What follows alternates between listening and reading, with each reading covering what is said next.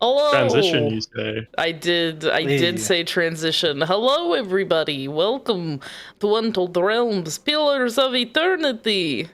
I don't know why I went Transylvanian. I don't know. I'm in a weird mood. I You don't said know. trans, and now you're a vampire. Apparently. I don't know what's happening anymore. Would you like to buy some off-market Lego? Yes. Okay, I was just checking our audio, making sure we were all actually talking. Are we all actually talking?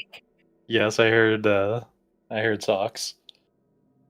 Where? Bleh. Bleh, bleh, bleh. I don't go bleh, bleh, bleh. Yes, you do. Yes, you do. Pat's head. Tiki smiles. Anyway, does anyone want to go over what happened last time? Because I don't fucking remember, man.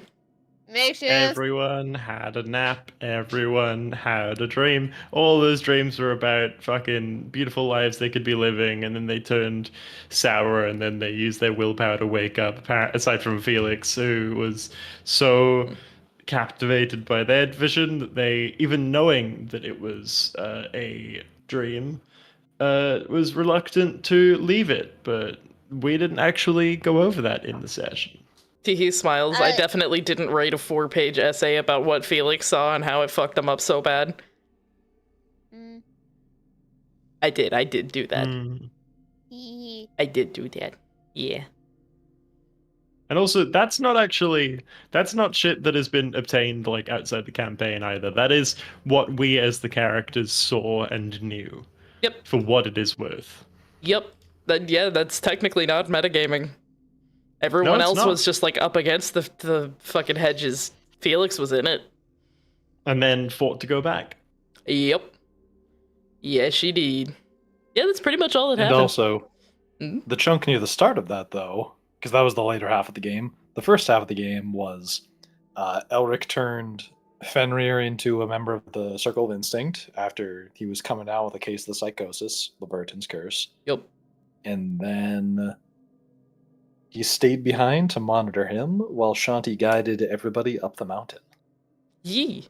Does anyone remember what happened on the mountain by any chance? We avoided a fight. One at a time, children. One at a time. We avoided a fight. With a dragon. Thank you. There you go. That's what I was looking for. Fucking lizard. Lizard. Is lizard. Lizard. We all gave up something shiny. Yes, you did. You gave Here up we something see. Teehee. Alright. Here we see a beautiful blue dragon. Oh, I'm gonna poke what him am I with a gonna stick. give him today? I'm gonna poke him with a stick. Why is OBS crashing so much? OBS is being mean, indeed. There we go. I'm smart. I figured it out. I'm good. We're fine. Okay. Sorta. That's 3. That's 3 times it's done it. Let's pray it stops. G. Okay. Is that... We are just not speaking for what it's worth. Yes, I am just not speaking. I'm looking at my stuff. Okay. No, I was saying that so that you didn't think that we'd abandoned you. You didn't think that we'd left. Oh, I'm used to it by now. It's fine. No! Damn. That's what they all said. That's what they all said. No! Don't delve into your trauma on a D&D podcast. Oh wait, that's the point of it. That's the whole point. Bert, if I could materialize behind you and tackle hug you, I fucking would. How about snapping my neck?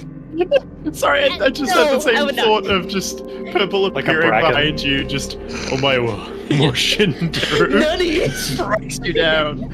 Yes, makeshift, I would, however, if it was the Bracken, I'd just moan. Oh lord. I have deep-seated issues. Anyway, we're gonna start the game. What the fuck is this stream? I don't know, I woke up in a mood, and it's a weird mood, and I hate it. Who are all you people? What are you doing in moody my mood. house? What are you doing in my house?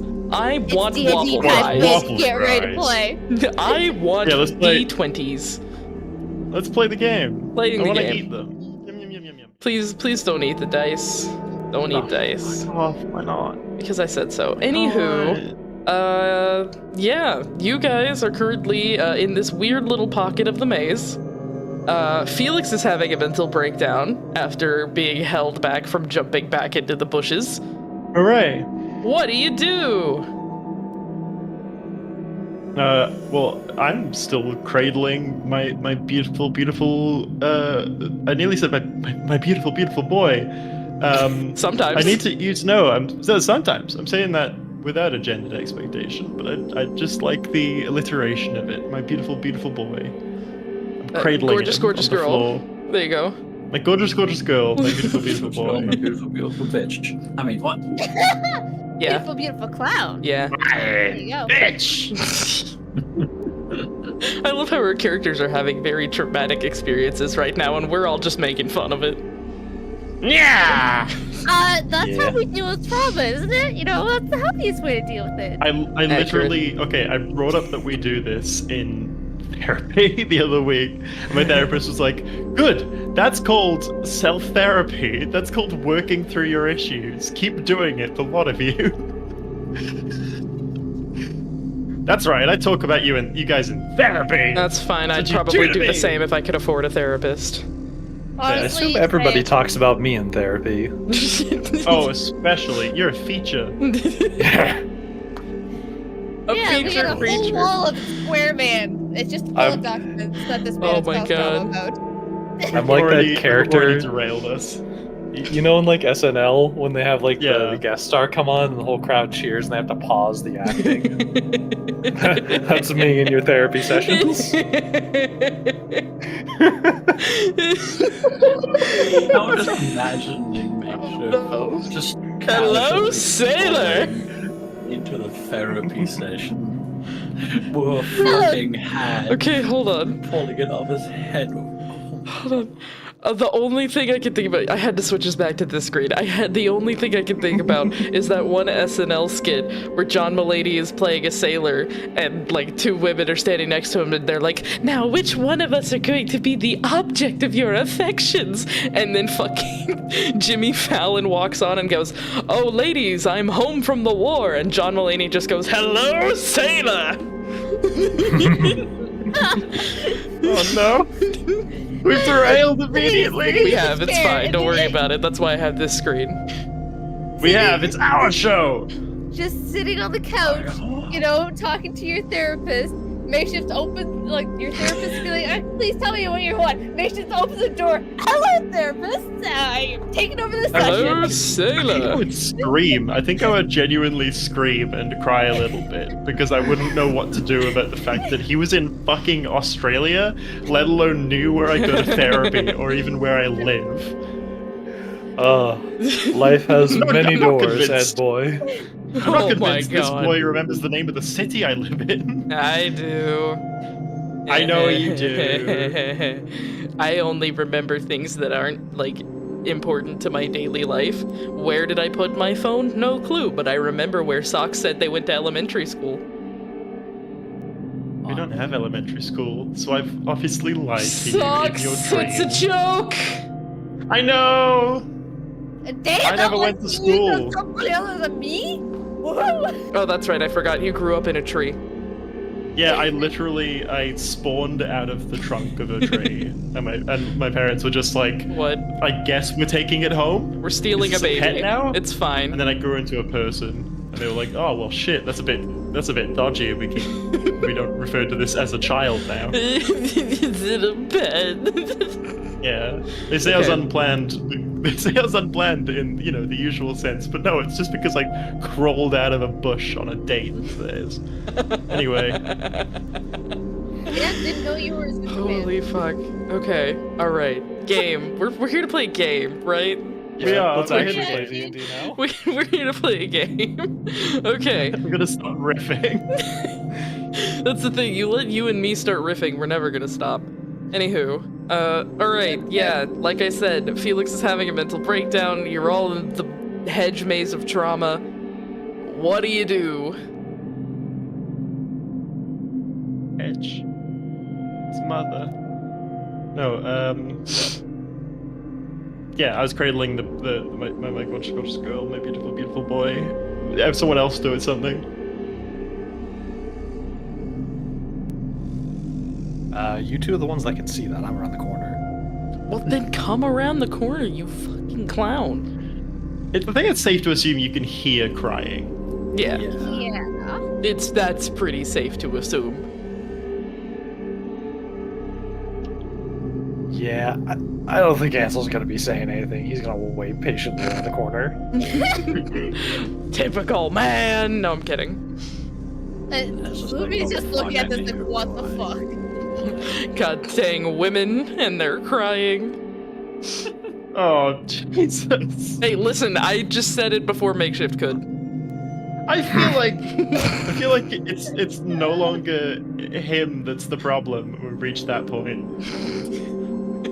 if you're the one saying it, it's your issue. Sucks. I'm gonna say it again, and I'm gonna need you to hammer it into your frontal lobe. Da-da-da-da-da-da, joke. I know.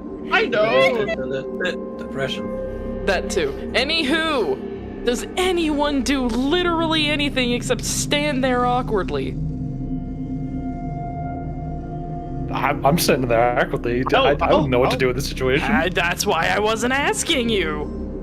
I think Luby doesn't know what the fuck to do. Okay, so you're all emotionally fine. stunted. Got it. Cool. I'll fucking take the initiative. Mumbles yeah. to Luby. So she got the worst.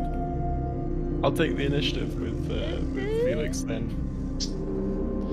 Hey, it's okay. Listen, hey, you're here. This is real. Whatever you saw, it's. We can at least work towards part of it. I think we all had something similar.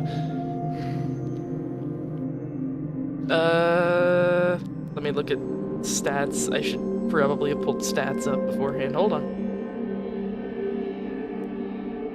What if I can just riz her myself? Just riz her myself. It's the wrong word for it. but we're going with Surprise! it. You don't need to riz. You don't need to pass a charisma check. You just need to riz me. Oh god. Hey. I'll become that DM. Jesus. Anywho. Yeah, that DM where it's just about flirting with you. That's creepy. Anywho. Yeah, there's not really any stats for that. Yeah, sure. I didn't want to roleplay this early. Hold on. I woke up 20 minutes ago. Yeah, and I've been in a funk all day. What's your point? Oh, I'm just saying, I get you. Yeah, okay, fair enough. That is a fair point. You know what? We're actually gonna leave Felix and Naraya to their cuddle puddle for a second. Ansel, do me a favor, make a perception check. Sure. I click right here and I click right there. I press the perception button. And I see what I got. 17. Nice. Ansel, you can hear some faint whispers coming from this direction. If you can see my ping. A demon host. It's a demon house! No! Into the bush! I don't care! It's not a demon host. I promise you that we're not committing copyright infringement. Lol. I speak over, not loudly, over to Lumi and Rotsfoss to try and give some privacy to Felix right now. I'm like, hey, I think I hear some whispering over that way. I'm going to go take a look. I won't go far. Not going alone. Good plan. Good plan. Okay, Luby just does not want to stay right there either. With them. Rodsford kind of looks at the two leaving, looks back at Nara, and just backs off Yeah, until he's I beyond the corner and then just turns around. You know when you can see whether or not someone's deciding whether or not to leave, so you just give them the like gentleman, like, no, it's okay, you can go, shoo. Get the fuck out. No, yeah. Go on. Shooing in the sense of not like fucking leave, but in the sense of yeah, you can go, it's fine. He And kind of nods I- back and leaves. I take out my weapon and I cautiously walk around this corner. Okay. Sorry, I accidentally grabbed Lumi. Yeah, as you went down to your current position, the whispers got a bit louder, and they sound like they're coming from this direction now. They're not super loud, it's more like if you're standing on one side of a gymnasium and somebody is having a very quiet private conversation with somebody else on the other side. Gotcha. So me IRL would hear literally every detail of what they're saying, Yeah, me too. but Ansel probably wouldn't. Yeah. Oh yeah. Sensitive hearing gang. Hell yeah. Motherfucker, I'm autistic. I was gonna I say. hear words, I wouldn't hear exactly what they're saying. I just hear. I got that 8-channel hearing always on all the time. It's not fun. I take a step forward. There's also I see nothing but darkness to my left if there's like a wall there or something. There's not. You are walking into a Oh, wall, okay. however. Let me just make sure. Yeah, hold on, I gotta place another light there, because I'm not used to Whoops. parties not having dark vision all the time. But am I Might the only one be- that has? Felix has it. Oh, that was a wall I just walked into. Yes, it Yeah, was. think it's right, from you. I'm pretty sure None it's of like us right. have like a torch. Oh, I do. I got an adventurous pack. Check your inventories and your spells to see if you can produce any light, please. Pretty sure I have a torch. I'm willing the to UI is just say you different. have a torch because you're a paladin. Yeah. Are you I going know to there's some light sort up of- the torch, Naraya? I've- Because I can do I've that. lost pictures.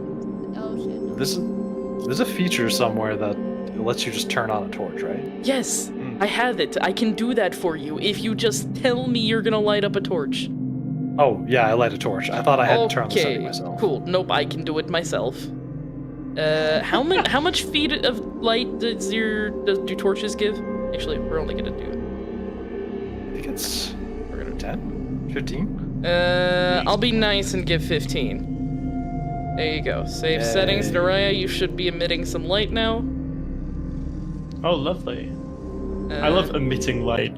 Was conflicting with a lot of plugins for a while there, and some plugins haven't got around to fixing themselves. That's the thing. I don't have any plugins. It's just weird. Anywho, Makeshift, you now have light. Nice. Do you now have light? Actually, Oh. I don't have to ask. I can just check. Yes, you do. Nice. Yeah, he does. Yeah. Okay, cool. And Great. he's actually lit up the damn fucking dark spot he was hiding in. Yep. Anywho, y'all just gonna leave the other two back there before you go forward? That's it. We're going kind of far away from them. Yeah. Maybe one of you should turn back. Or leave a trail? Or tie a string to your wrists? Or anything the old German fairy tales tell you to do when walking in the woods? This party's never read Theseus. This party's never read Theseus. I feel like Ansel wouldn't have thought to do that, No, he wouldn't. even though like clearly the maze walls are alive. Because I also didn't think to do that just a moment ago. So Lol. he's probably gonna keep going. And just Okay. check around a corner. That's until he fair. finds the end of the whispering. That is fair. Yeah, you still find nothing around these corners. And you can still hear the whispers coming from these directions. One last time, I'll check around this corner. Nothing. It's almost as if these whispers are moving. They're staying like where you can hear them, but they're just moving in directions. As soon as I see, Shouldn't move too far. as soon as I see the length of this hallway, Mm-hmm. that's when I'm gonna turn around and head back. Yeah, I think this is a trick of some kind. Let's head back to the others so we don't get separated. Lamau. Alright. Could just leave some rope. True.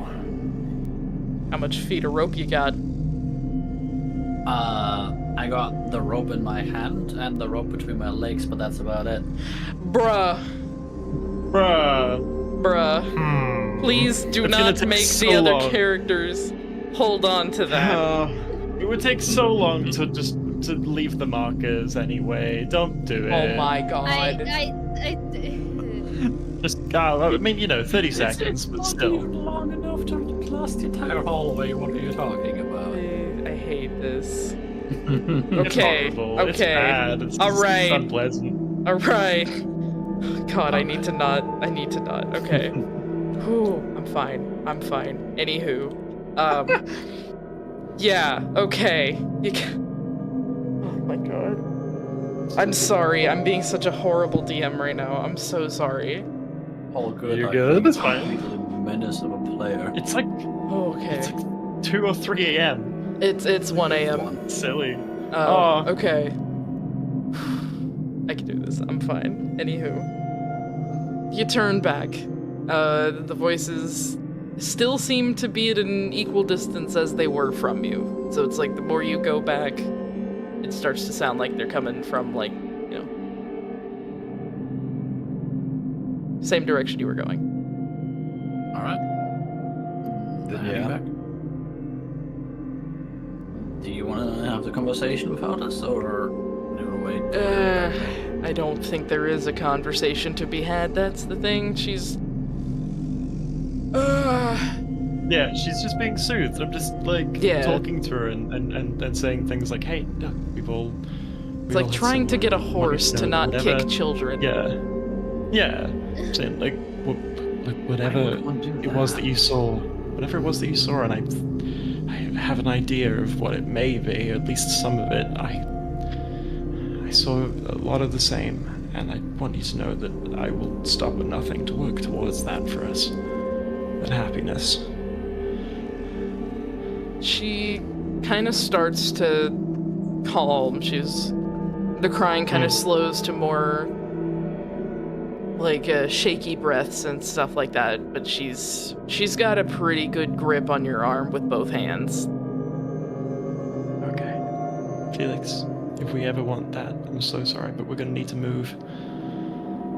We're gonna need to move now. We're not gonna make it out of here alive. She slowly kind of nods her head and just you hear very shaky, yeah. As she still holding on to you, but she will start to stand up. Yeah. And go sort of get up together. Yeah. And at that point, that's when Ansel, Rodsfuss, and Lumi come back around the corner. You doing better now? She kind of just gives you an odd little glance and kind of shakes her head. All right. Either way, Since this it's is... around. Yeah. My thoughts exactly. We need to really get moving. Alright. Get moving then. Kick your butts into gear. That's good. Do we want to follow the voices, or? The voices! The voices. Yes, Sorry, I we feel could like you hear guys- whispering. I mean, that's not threatening at all. No, let's go figure out where we need to be. They kept at a very steady distance, no matter how far we went, so we decided to return. Well, I didn't hear them, so if you folks can lead the way, I'll follow. Everybody, make a perception check. Oh, hey. Everybody, perception check. Lovely stuff. Everybody, perception. Okay, cool, she hears I got a 9. Lamau, yeah, no, Naraya, you don't hear any of them. Literally everybody but Naraya can hear the whispering.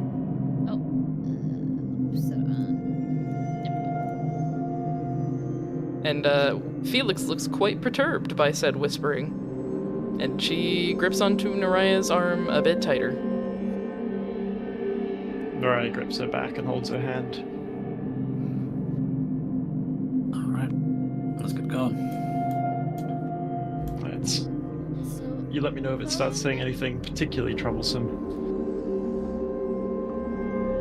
I still can't hear it. Do-do-do, do-do-do, do-do-do. I went the wrong way.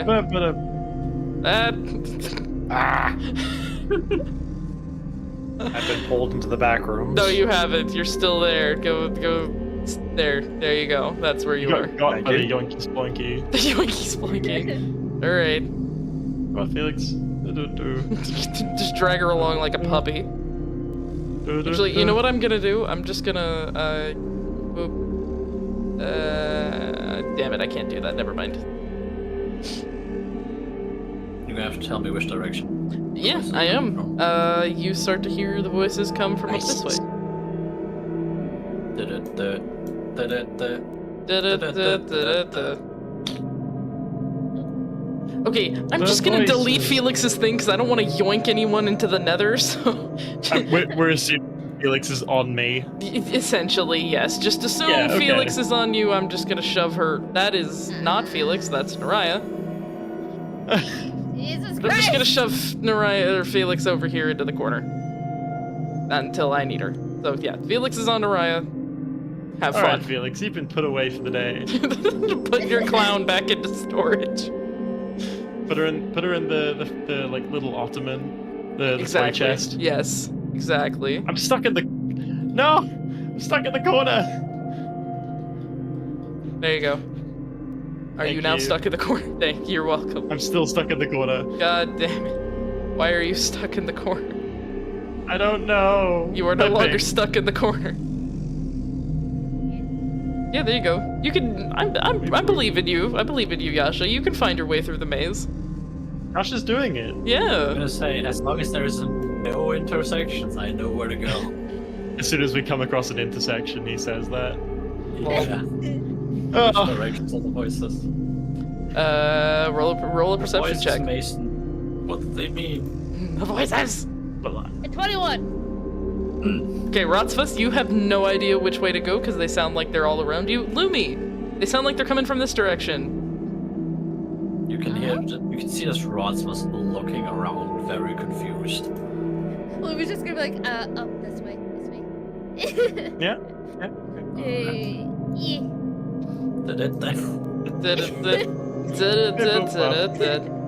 You can do it. I believe in you. You'll find your way through the maze. Go, Lumi, go. Go, Lumi, go. I believe in you. Fuck!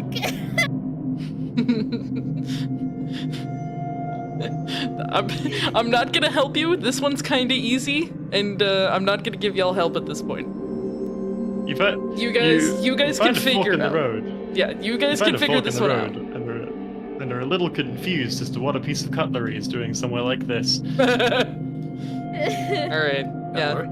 We're missing. The closer you get to this whole area, to this whole area, the more the voices seem to kind of distort and they sound like they're coming from all over. Kind of like when a lot of people start talking in a very echoey gymnasium. AKA the autistic's worst nightmare. Oh. I get it. That This is the an sound of allegory. a shopping place, Briar. That too, yeah. Like, I walk into a store and I have to, like, immediately take Advil. Like, wow. Same. Mood. No wonder we're all friends. We're all autistic in the end. Same Not to assume, but we are all friends. Correct. Yes. What made you think we wouldn't? Anywho, the game. Anywho, You've The game. lost. oh, Not this way. Okay, go I, ahead. I couldn't help, I'm sorry. I'm taking you to a dodgy vet and I'm putting you down. Please. No. You can't threaten me with death. I can threaten you with life. though. Naraya, the closer you end up going down this hallway, the louder the voices get. I didn't have the voices. Well, surprise, you can hear them now. Lol. Y'all, I found a You get chamber. closer, you hear the voices. That's what. Yep, you get closer here, you hear the voices. Felix can return to us once more. Yes, Felix. Step back to grit. Felix can indeed return. Yeah. You all enter into this room, and the second you pass through that hedge archway, the voices stop immediately, Ooh. and it is now dead Whoa. silent. You can't hear a thing. Like, you can hear, but there is no sound. Huh. Well, that's kind of more deafening than the voices that we were hearing. Anybody else get the feeling that something bad's about to happen? Oh, dude, it always happens like that. No. He There smiles. are make sure that Felix is right close to it. Felix is Gonna turn- hanging on to you still. Yeah, I am such a She's statue. very Come aware. alive. she's I very turn and aware of the fact that like Felix is not in a position to be doing, to be paying a whole lot of attention right now. Correct. I turn and look at the statue. Just inspect it.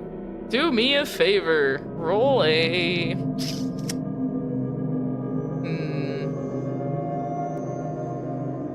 What do I want this to be? Remind me what the difference between insight and perception is again?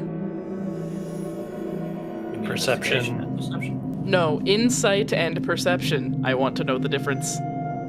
Insight is insight is for checking if somebody's like lying to you, and investigation is inspecting something. Yeah. That's Like okay. Great. Insight is determining more information from something that you already know about, whereas perception is like discovering things in the first place, finding things.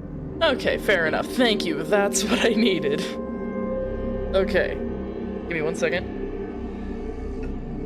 Sorry, I had to burp. Anywho. Alright. Ansel. You may choose between an investigation and a... Stop streaming. Doing the stream thing. Doing the stream thing. Yay. Okay, cool. Great. Love it. Wonderful. Love to see it. Teehee smiles. Anywho. Alright. Like I said, you may make a choice between investigation and perception. I'm gonna give this a perception check because that's my better stat. You give it once over to this statue, and its clothing seems a bit familiar. It's not exactly the same, but it reminds you of the clothing a person in your party is currently wearing. Oh. That's not scary at all. I look around at the other statues to see if they have a similar trait with the clothing. Before you look around, you do also notice that this statue has appears to be a tiefling with curled horns on the side of their head. Just giving you that extra information there. You said you looked around at the other statues? Yeah, I'll walk over to this fallen one. The fallen one, it seems to be a normal marble statue of a knight. It just seems to be broken.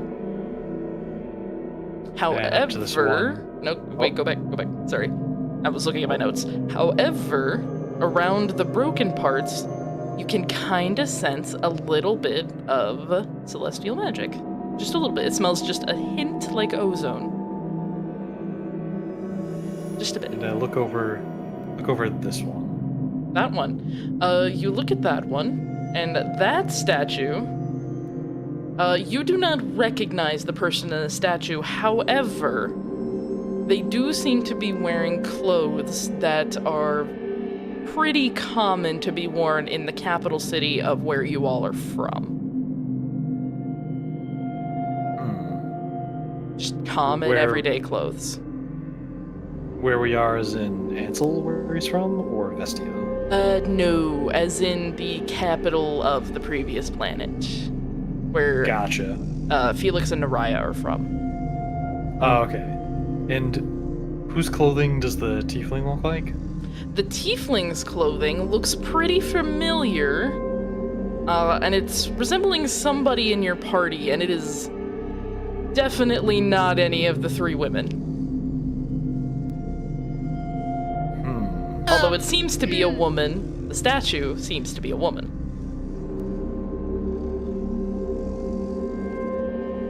Does it resemble Rotsvas? The clothing resembles Rotsvas. Oh yeah, the clothing. Mm-hmm. And I look over at this statue. This statue, you know the face of that statue quite well. Y'all just saw him about a day ago. Looks like Elric. I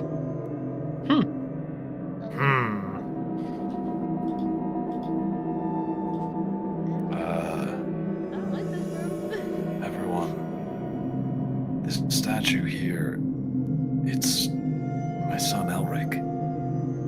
It's still weird to hear you Is say he It's that. weird to hear you say that. Still sounds weird, but why would a statue of him be here? I've got a guess, or a proposition maybe. Oh. Do any of these look like Shanti? That's Naraya putting that forward. You can go looking. If I am correct, I'm gonna look over at this one, assuming he hasn't checked it already. He has not checked that one. You look at that one, and that one, it does not look like Shanti. It actually looks a bit like Fenrir. You know, I was gonna say this place, you know, was holding statues of people who might be, you know, I guess, the deities of this realm, but I actually have another pitch now. He smiles. What does this one look like? Oh, yep, I'm sorry. Lumi first. Lumi, Teehee smiles. You look at that statue, and that looks way too close to your mother for comfort. I don't like this. I don't like this room. And finally, the one that I found in the corner here, what does it look like?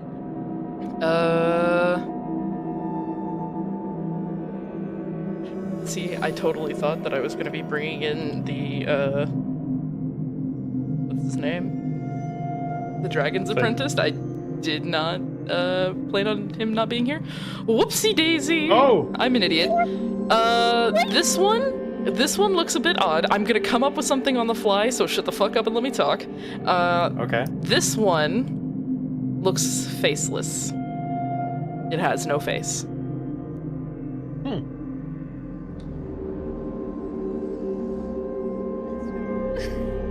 And last but not least, what's up with this statue? That is another broken statue that seems to be just a statue of a praying woman. Now, yeah. Did anyone?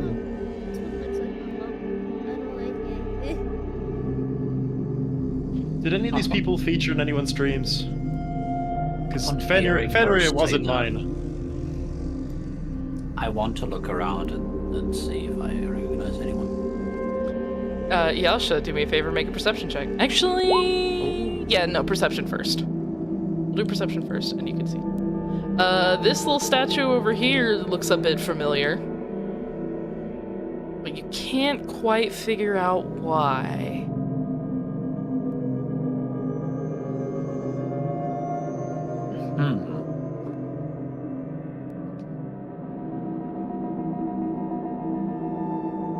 I kind of walk up to it and look, like, turn my head, look it up and down. Why do you seem familiar?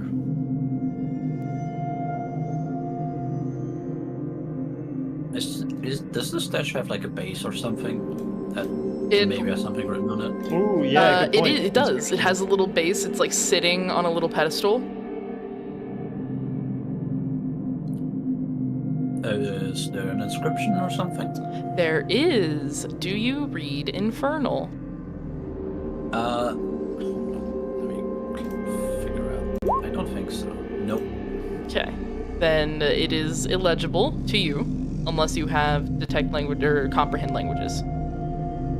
I am stupid. Wouldn't we still have that on us from?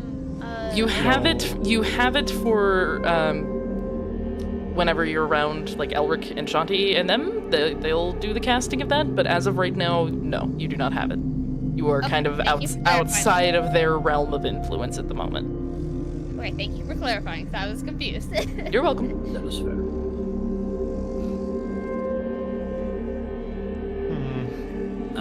Rod was supposed to just look at it, be very confused, and say, "Can any of you guys read this?" Is there an inscription, is there? Yes, but in a language I do not know. Actually, would I be able to know what language? You would know that it's infernal. Yes. I was gonna say, like looking at like Korean and knowing that it's Korean. Yeah. Have you seen the shaped letters before? You definitely know it's infernal. You just can't read it. It's an infernal. Whatever that does here. Does anyone speak or read infernal? That's Felix. Nope. She does not. She speaks the complete opposite. Fuck. In fact, I think looking at it might be a little uncomfortable for her. Her eyes just start boiling like the "Hey, look at me" Asked movie bit. It's like the sun to a vampire. Does anybody have comprehend languages? No, I don't. I didn't prepare it. Didn't prepare it. All right, you're lucky Felix does. Oh, good.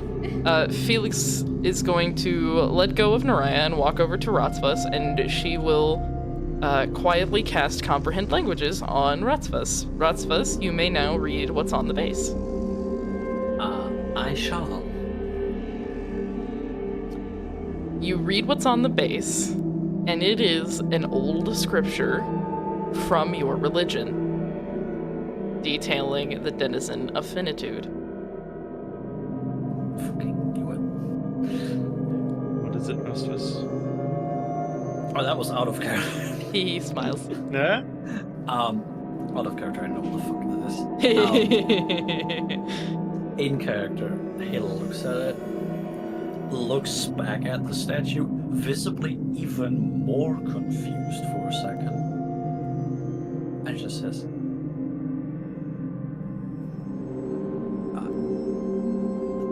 "That is an affinitude. It's the denizen that we worship. Well, no longer we, I guess, but."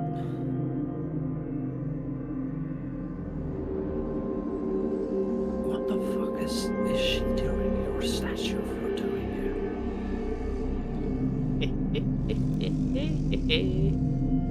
Any of the others? Do they have any inscriptions? Tankles. Louis gonna take a Ryan's step gonna- back and check this one. Okay. Yeah. All right. Naraya's gonna have a look as well. At which one? First, okay, you know what? Hold on. okay. Shush. Lumi, there is no inscription on the statue of your mother. You Nope, can just, clear, that is clear. very easily, you are able to tell that is your mother. It's clear, but it still looks like my mother. All right, Naraya, which one are you looking at? I'm having a look at the one in the corner here. There is an inscription, and it is in Celestial. Do you speak Celestial? Nope, but my girly does. Your girly does. Felix, this one's in Celestial. Felix will turn away from Ratsvas, walk over to where you are. I should probably put her there. And she bends down to take a look at the base. And she kind of looks at it for a second, pulls back.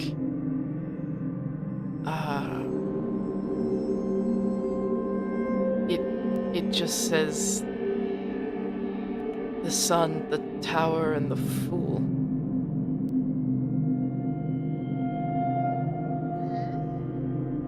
It's the same cards that we used to get us out of the last one.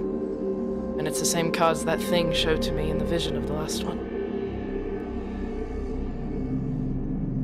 see.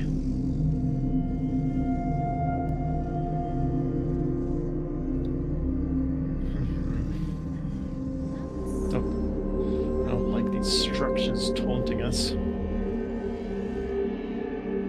Well, maybe if we're inside of the tower now, oh, be mindful. I don't know anything about tarot, but I assume the sun's a good thing. Maybe we enter the tower, we're seeing the sunlight, and that makes us fools for thinking it's real. Good pitch. Felix kind of raises her hand and she does that, like, you know when you flatten out your palm and you do it, you shake it side to side, kind of showing like the kind of motion. Yeah, the little wiggle. Yeah. And she does that. The tower is not a good thing. It's kind of the worst card you can pull. It's not entirely bad, but it basically means destructive changes. Alright, how about the sun?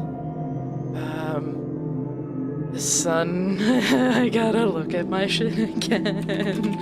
I don't have my journal with me, bear with me. I don't have my tarot journal with me. It is indeed over on my altar. Give me just a second. Okay. Funny thing, I was at Target and I saw a D&D tarot deck and I almost bought it. What? Link, now. I need a link. Somebody, link, anyone, please. I need it. Sure. Okay. Hey, listen! Hey, listen!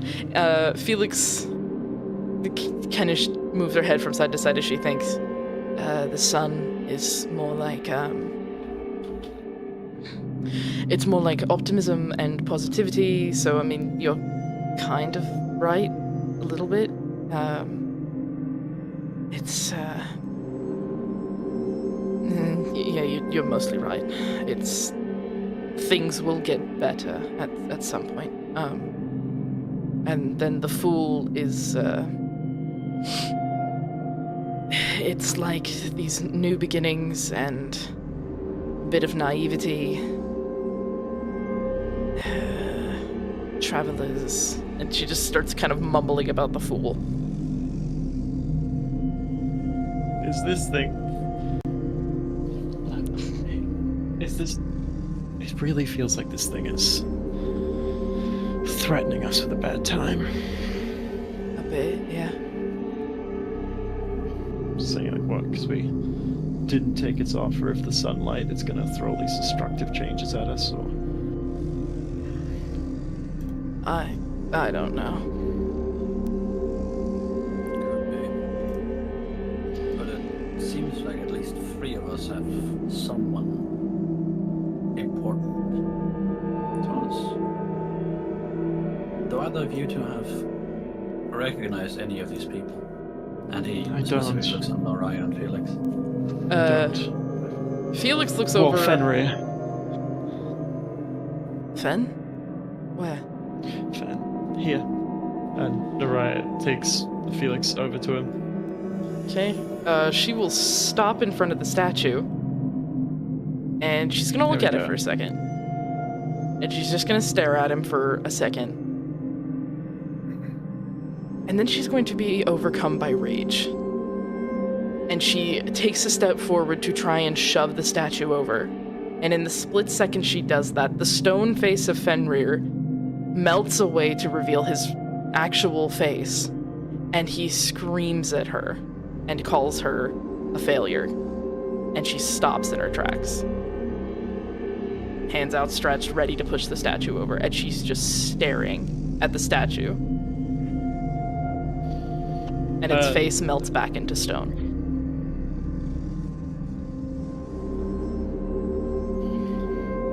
Hey, Felix, it's not really him. It's not him. She's just staring at Fenrir, her hands shaking slightly. Does he have an inscription?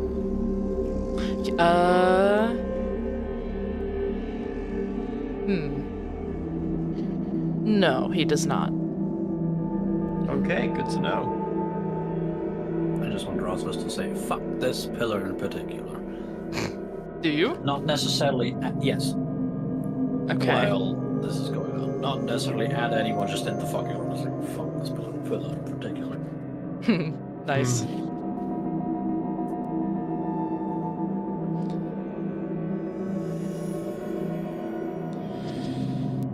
Well, Hey, Naraya, yeah, you haven't looked at this one. I haven't. No, No, you haven't. gotta take a look at it. Teehee smiles. It's your mom. Whoa! Yay! And she's got an inscription. What language is it? This is a mysterious statue in this pillar. My mom! I'm sorry, I had to finish it. It's a rule to finish okay. that. Anyway, the inscription is in your common. And it says... It is the reading on your mother's grave. Shit! Oh, Great. Hello, Mother. What's up? No, I'm kidding. No. Hello, mummy. I always hated what they put on that headstone.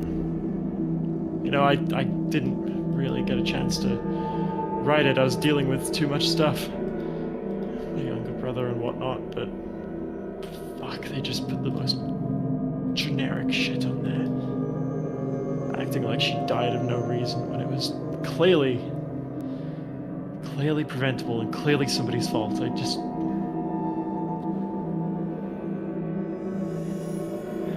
fucking calling it a disaster when it's just human-made bloody.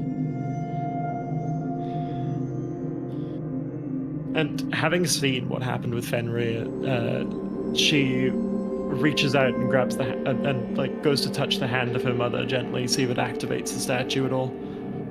When you reach for it to try and grab her hand, with gentleness, it does not react.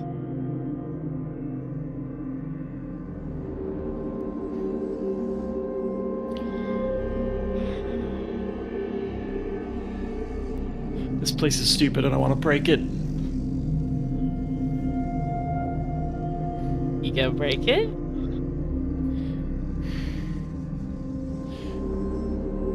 Naraya, with her other hand, is going to use the backside, like the flat of her like hand axe, and just smash the damn thing around the head. All right. Let's see. How am I gonna play this? All right. Ooh. Before I make you roll for your strength check to see if you actually break it, I will give you a chance to pause. Because as you start to swing it, the same thing that happened with Fenrir, the face of the statue kind of melts away just to reveal your mother's true face. And she calls your name. And she just says, "Why?" Do you still continue with your swing? No, she stops. She hesitates. Why? Why what? It looks at you, and there's nothing behind the eyes. There's no soul, no sparkle. Her eyes are very dull. And she asks you, "Why didn't you save me?" I'll ask you a question. Where the hell do you get off on impersonating my mother? Uh-huh. It You know stares as well at as I you. do. You know as well as I do there's no way for me to save her. I mean, you've seen into my mind by the looks of things. It stares at you, blinking, not responding.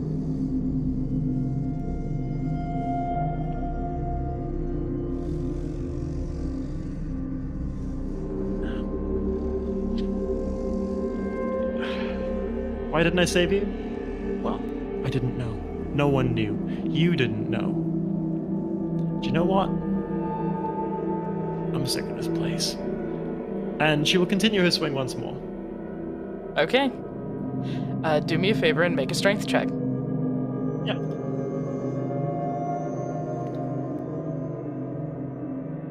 Oh shit, that's a 4.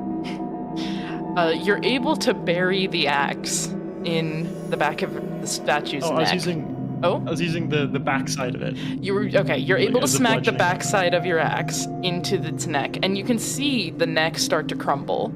You can see some of the stone kind of chip away, and your mother screams in pain and agony. She's gonna swing again, and again, and again, and Okay. again. Holy Make as shit. many strength checks as you need to.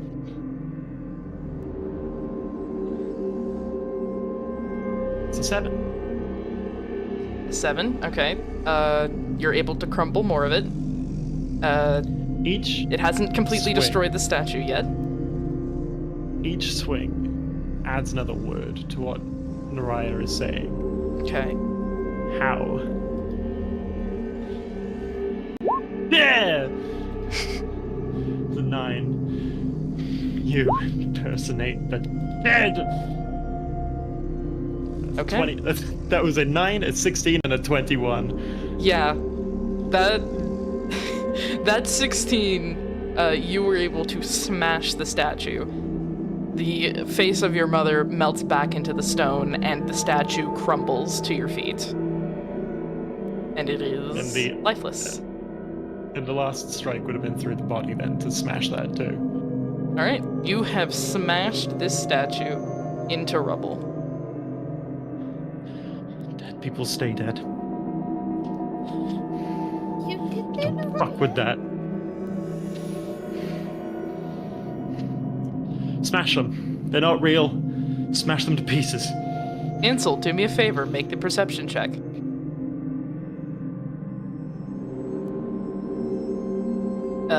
Makeshift.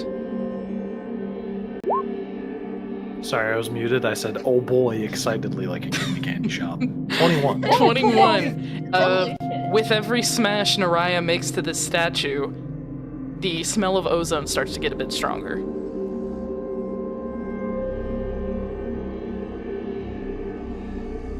Everyone, that's Ulrich's voice. Everyone, Nora, hey, are you doing all right? Elric's voice or Ansel's voice? That was an Ansel's voice. I was fucking up my voice acting. Oh, gotcha. You don't just get to impersonate the dead like that. Fucking real. Listen, I get you're probably heated right now, but obviously something's not right with these statues, but even when they're broken, something's up with them. They smell a lot like ozone or celestial magic. The, like, weird burnt sort of, like, rain smell? Is that what that is? Is that what you mean? Kind of. You're in the right ballpark. Okay. Lightning smell. Still. Do you see anything else worth doing in here? We're gonna do No. answer their questions till they just... What? Till you put yourself down? You're right. Time for me too. Do I see any inscriptions on this statue? Of Elric? Yeah. No. It is very clearly a statue of Elric. Is this statue holding his executioner sword? Yes. Do you remember the way the knight from Wizard's Chess looked in Harry Potter? Kind of, like they had the sword down in front of them at their feet. Yes. The sword. That's The actually point of the exactly- sword is down by their feet, and they have their hands kind of crossed over the pommel.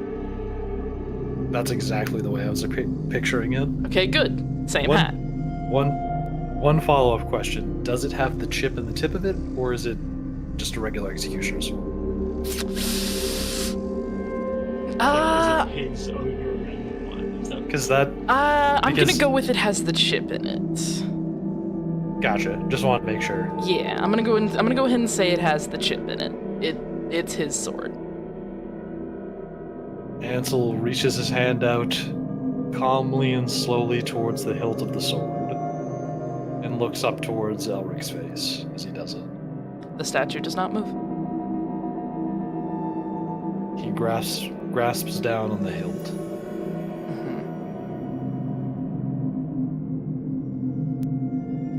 And he attempts to pull the sword away. Give me a strength check.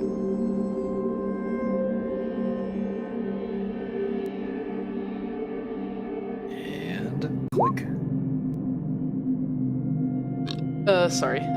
21. Okay. You start to pull on the sword,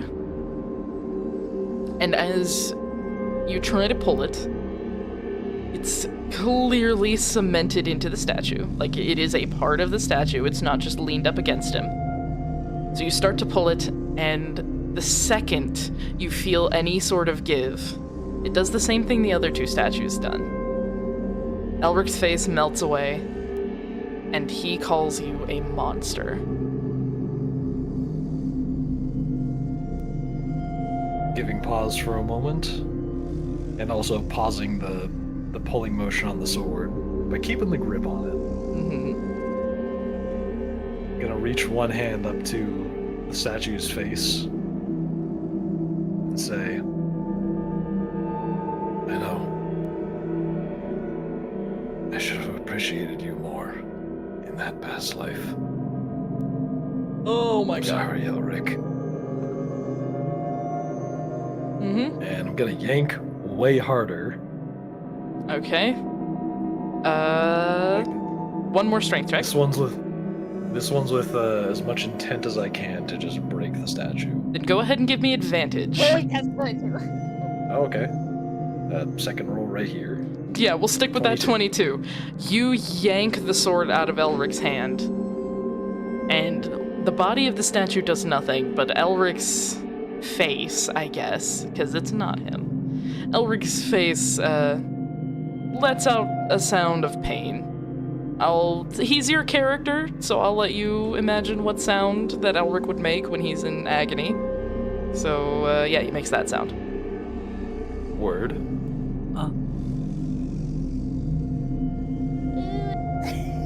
He does not make an ooh-woo. He canonically makes an ooh-woo whenever he's in pain.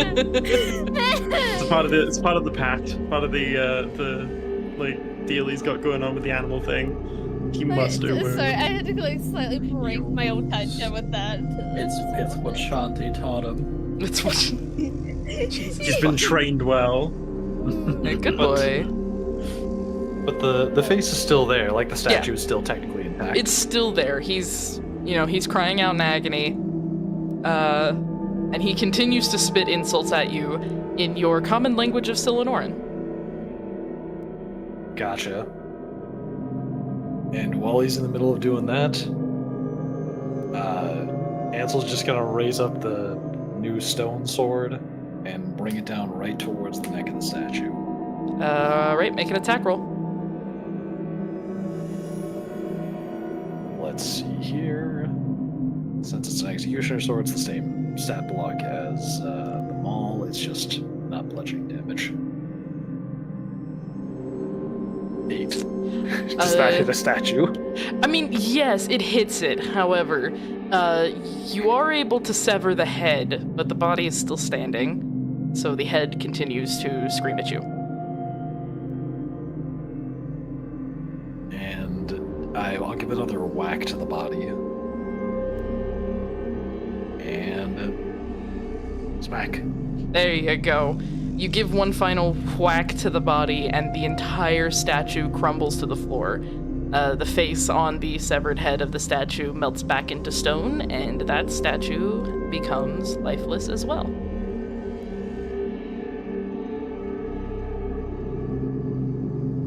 Alright then. That's And done with. you smell more ozone.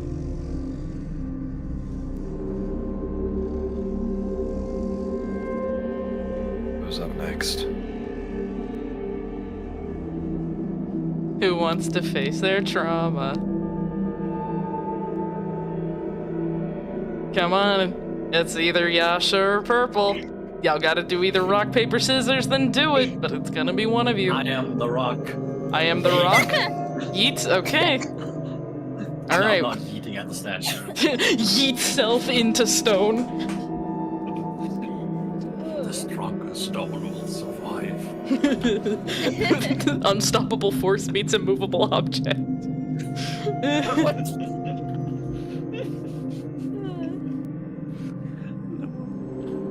Or Wadsworth will turn around and mumble to himself. What do you have to say to me? And he steps forward. Is she sitting or is she standing? She's kind of sitting. Ignore the position the statue's in. She is sitting, but it's more she's got like one leg in a cross-leg position, the other one's kind of propped up. I don't know how to like show you this. Oh, it's the Dark Souls character. Yes. On the bonfire. Yes, it is the Dark Souls character sitting animation 3.5.AIM or something. I don't remember the format. I don't know either. I'm messing with you. Yes, that is exactly the position that she is sitting in. Alright. And he will touch her arm. The statue does nothing.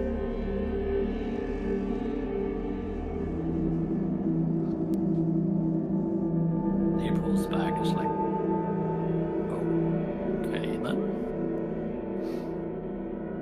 Am I just supposed to? When he like walks a little bit around to get better access to the body, I'm supposed to hit you, and he will try and punch.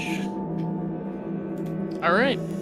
I'll give you the same thing I gave Socks. You have a chance to pause. As soon as you start to pull your punch back, the face of this woman melts away, and her eyes turn to look at you, and the same as Naraya's mother, the eyes are dull and lifeless. They're clearly not the eyes of a living being. However, the face of a red tiefling stares at you. You call yourself one of us, and you quit. Do you continue your punch?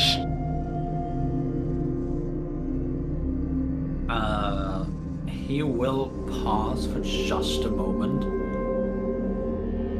look her in the eye, or in the non-existent eyes. They In the exist, lifeless they're eyes. just not there. Like, they are They're not vacant. real. They're vacant!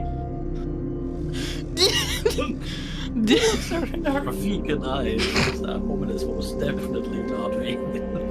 Definitely Have not. you ever no. seen like Oh, hell someone no. who is passed out but has their eyes open? Like there is just nothing in them. It's very creepy. Yes. You also get it with people who are dead. Dead Rooney, Deadzo, dying Yeah. in the ditch, But kicking the bucket. I hoped that you wouldn't know what that looks like. I know what it looks like. No. I need severe therapy. Anyways, do you punch her? He will look her in the eyes and say, I left them, I didn't leave you. And will punch. Alright, roll attack. You already did. 16. Your fist goes clean through the body of the statue, and it crumbles. Congratulations, you were able to kill it in one hit. Clonk. Very much clunk. Alright.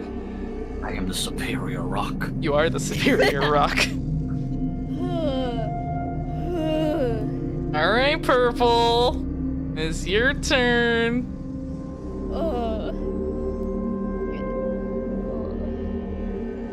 Louis is going to look at it and turn to Ansel. I don't want to hear her say things he said.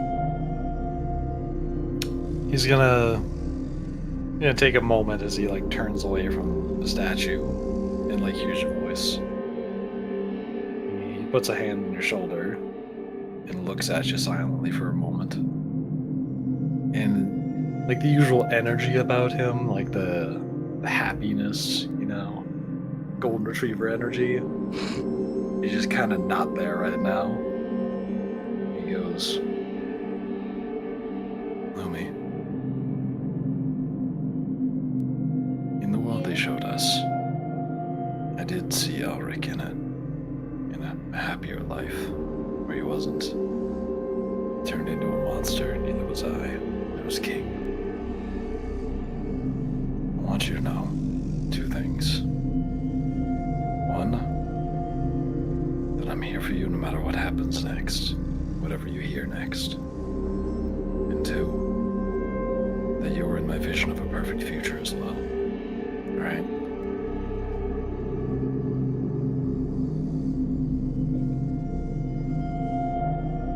That's weirdly comforting.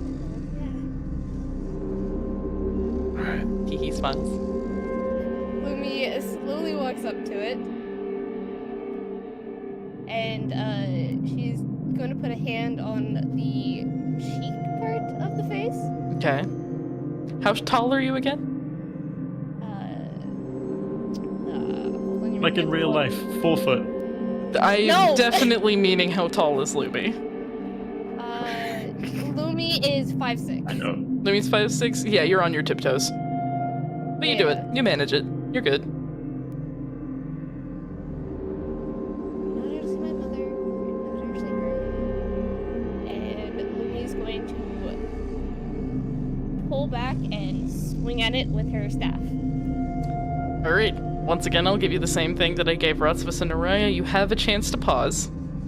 As you start to swing, the face of the statue melts away and reveals your mother's face. And she screams, freak.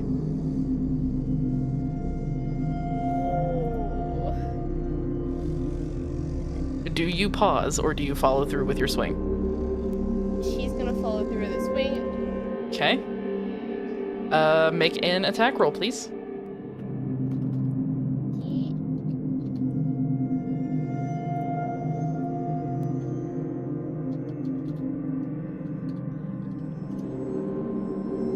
Ooh, an 8. You're able to hit into the side of the body and crumble part of it, and your mom cries out in agony. And then she spits at you, and not in like actual spitting, but she spits out the words, "I never should have had you." She is going to swing again. That's an 11. There you go. You swing directly for the head and knock it like a baseball bat hitting a fucking home runner. That head goes clean over the hedge, and the statue crumbles. Has it stopped yelling at her? Yes, it stopped yelling at her as soon as that second hit landed. Lumi falls to her knees and starts crying. Oof.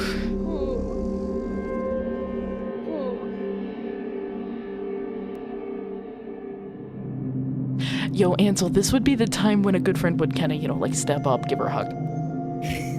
just pointing that out, golden retriever. Word. There you go, buddy. That is exactly what happens. Okay, good. He takes a step forward and puts a hand on your shoulder. She then latches onto like a koala bear onto a tree. Just no.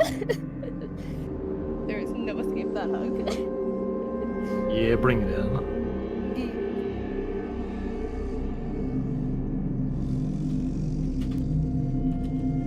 Give me 1 second. I got a message. Make sure something. Oh, under the table chatting. Yes, indeed. DM talking with DM. Correct. DM Those of talking you- with better voice actor. Those of you watching the stream, while they're doing that, ozone puns. Hey girl, are you the atmosphere after CFCs? Because I'm down to do something about the hole in your ozone.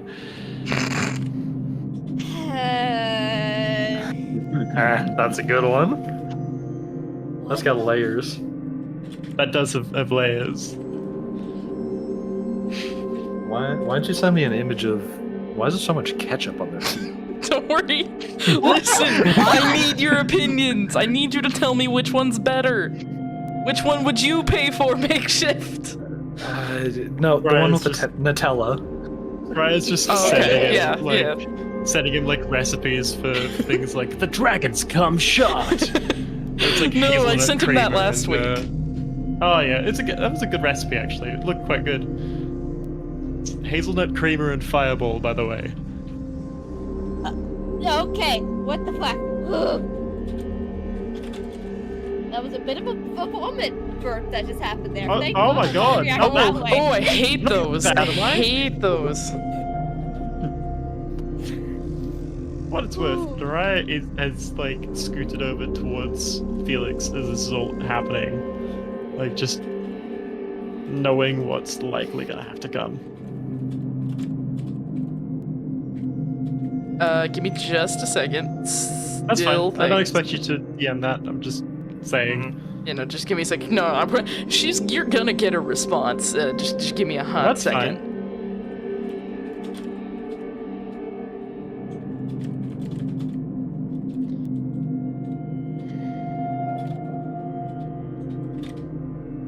You see, if There they you have go. mustard on them, that's basically the same thing as the ketchup. Well, I'm trying to appeal to the German market.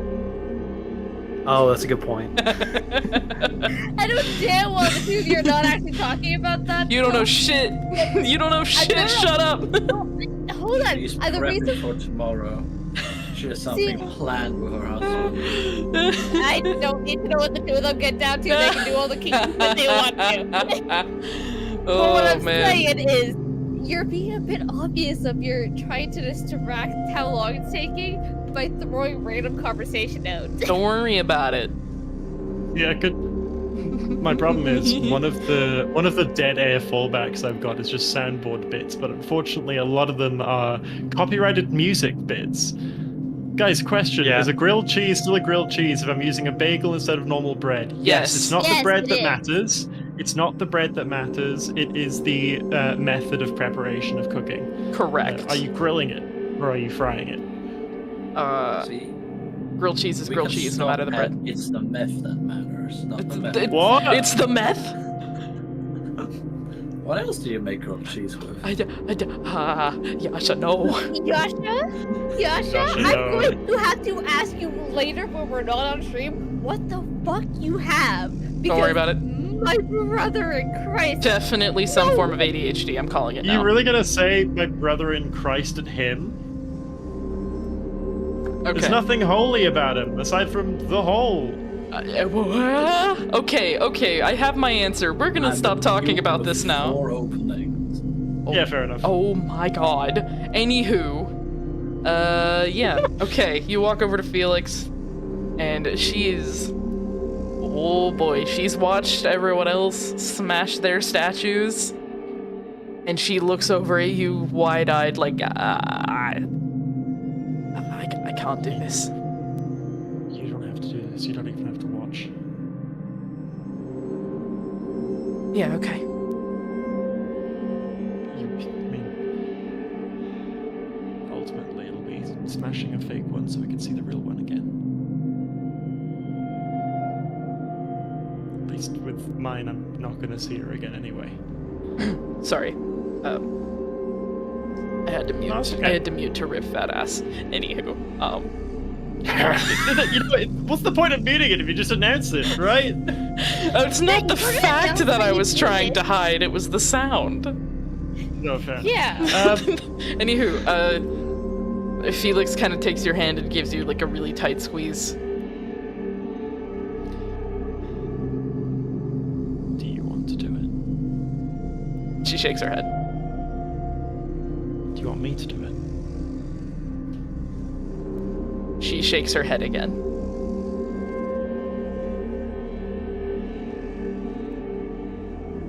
How do you want to handle it then?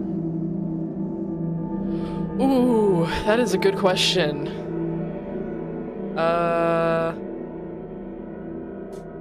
You know what? That's a great question. I'm gonna roll a d3 real quick.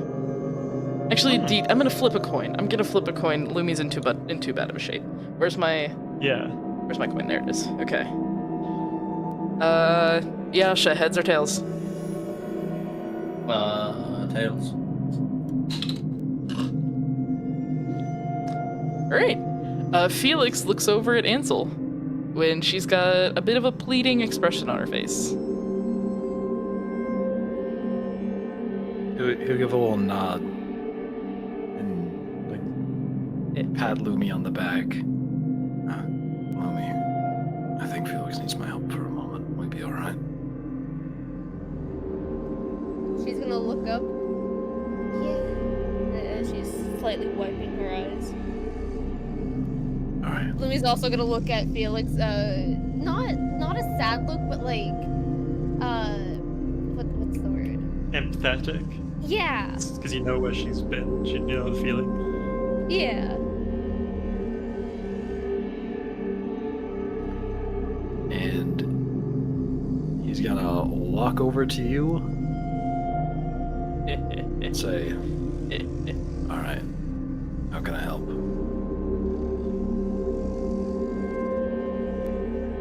Just do it fast, please. All right. Before that, though, I want you to know something. Oh dear God. What?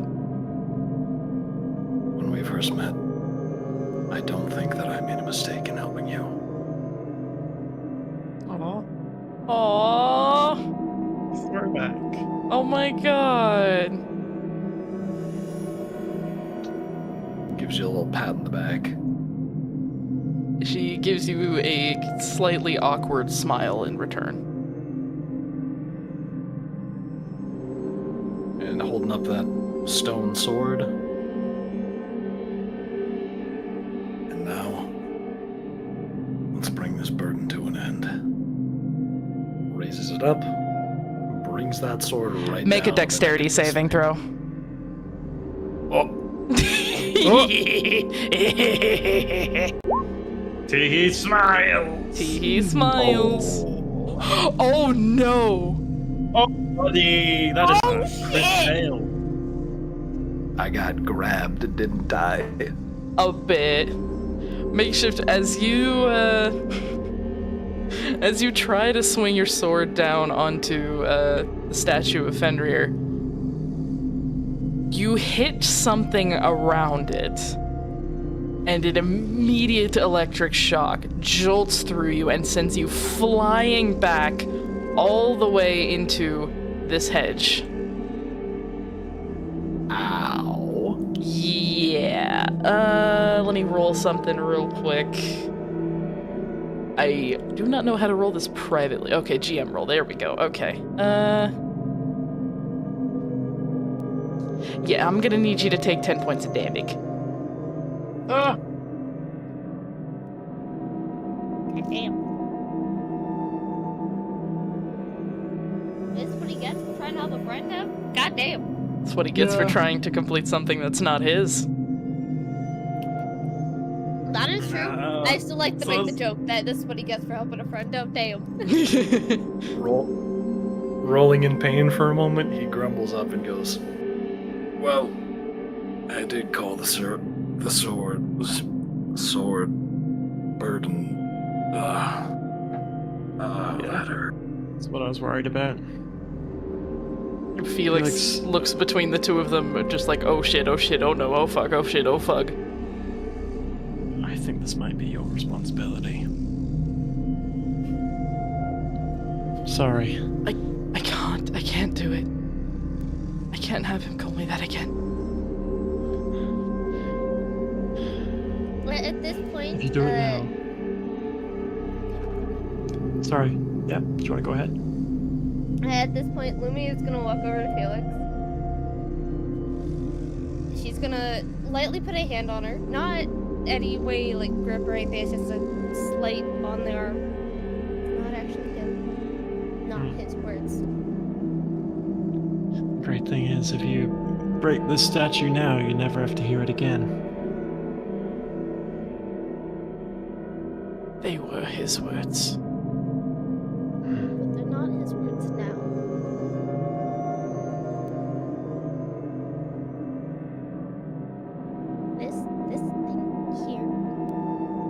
she's choking up still because she's Yeah, still of course. reminding herself.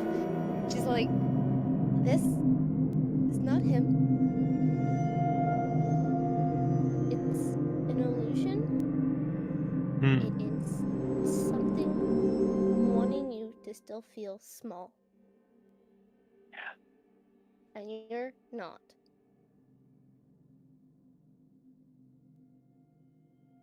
So make it shut up. Felix takes a deep breath and a nervous swallow and nods her head. Make it shut up. And she will take a step forward and pull out her dagger. Hell yeah. I do still have that, right? Yes, I do. All right. She takes out her dagger and she goes to make a stab for it. And once again, the face melts away to reveal Fenrir's face. And it once again calls her a failure. And it accuses her of trying to run away again. Push her duties onto somebody else. Every time she goes to make a hit for it, it's another something like that. And finally, Felix loses it. And she screams at the statue to shut up, and in the process casts Shatter. So Hell yeah. I'm gonna need you guys to make a Constitution Make a con save. save. You know what's really funny is I also looked at it as a solution. Oh! Another nat 1? Oh Hold god. on. It makes sense though. Luby is still not in her right, like, she's not That's- calm enough to tell. That is Oh, true. God. I got a 10 So with it a plus fit. 4. Oof. Okay. Oh my god. So you both failed. You're both gonna have to take 4 thunder damage. And you are both launched back into the hedges as well. Technically, Ansel could catch me. I mean, yeah, that's true. Technically, Ansel could catch you. Or you could just flop into him with the force of 1,000 suns. That too. We're about to find out. Alright. Ansel, make a strength check. Well, let's see here. Ray.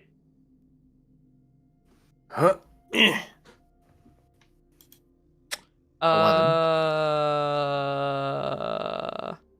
Let me make a dex saving throw real quick. 16. Yeah, okay, you catch her. Easy. Oh, thank fuck. Yeah, combining those two. Yeah, you catch her. You're good. You're able to catch her before she gets flung into the briars. Yeah, the effects of Felix's spell have shattered basically everything else in the vicinity, so the statues that were in rubble are now smaller pieces of rubble. The only Sand statue... turning to dust. Exactly.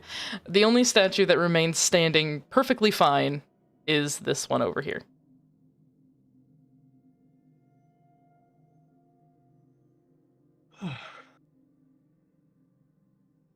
Everyone okay? Should be asking you that. You got launched. I'll be alright. Here's the thing, Rosmus. I know I'm okay. Because I'm here to ask. Fair point. Felix, you still there? Felix is not okay. She's standing in the center of the destruction pile, fists clenched around the dagger and shaking slightly. She mumbles a few words in Celestial, and she's casting Healing Word.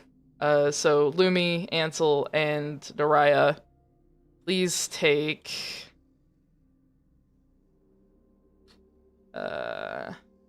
11 points of healing each, Oh, sick. Yay. if you need it. Away. Yes. Naraya comes up next to Felix and just says, I'm gonna hug you now. So please don't stab me. by She accident." immediately hugs you before you can even make the Yeah. move. Naraya just pulls her in as tight as she physically can and just holds her there still as long as she needs to. Which direction are you facing right now, Naraya? Naraya has come in here to the side, so she's not approached at like the corner of Felix's eye. So you're she's looking in this direction? line of sight. Yeah. Okay, cool. Do me a favor. Make a perception check. Ah! He smiles. He smiles. Oh, 23. Finally, a roll above 10. Lovely. Yeah, you notice there is something slithering out of that statue, and it looks very slimy and gooey and way too familiar for comfort. Oh, fuck. Oh, statue corner. Oh, that does. Lord. You all see this disgusting black sludge sliding out of this statue with no face. And it starts to pool on the ground in front of it. And it slowly begins to form the figure that you all saw in the last obelisk. Except for you, Rotsvas, you weren't there. But you can tell by everyone else's perception, this is no bueno, this is not good. Makeshift, I'm gonna need you to take over voicing this guy, because I can't. I indeed do have the vocal Sure. cords of a female. Oh boy, my favorite voice to do. Tiki smiles. So, you see its figure kind of, it forms up, but the gel's kind of forming into a bit more. It's hard to explain. It's almost like there's less gel, more figure under it now. It's got a bit more of the humanoid aspect to it. It's got muscle now, kind of. Oh. And as its like limbs come into view, you see them like wrap up around its torso. And it almost seems like it's like shivering. And you remember you're on a cold mountain. As it like hunches its torso downward, and you hear it speak again in that familiar voice. Hehe. My discipline. And then even my good graces were too good for you. And it raises its head, and you see like one eye from underneath that figure looking at all of you. All of you. Every single one. Failures all.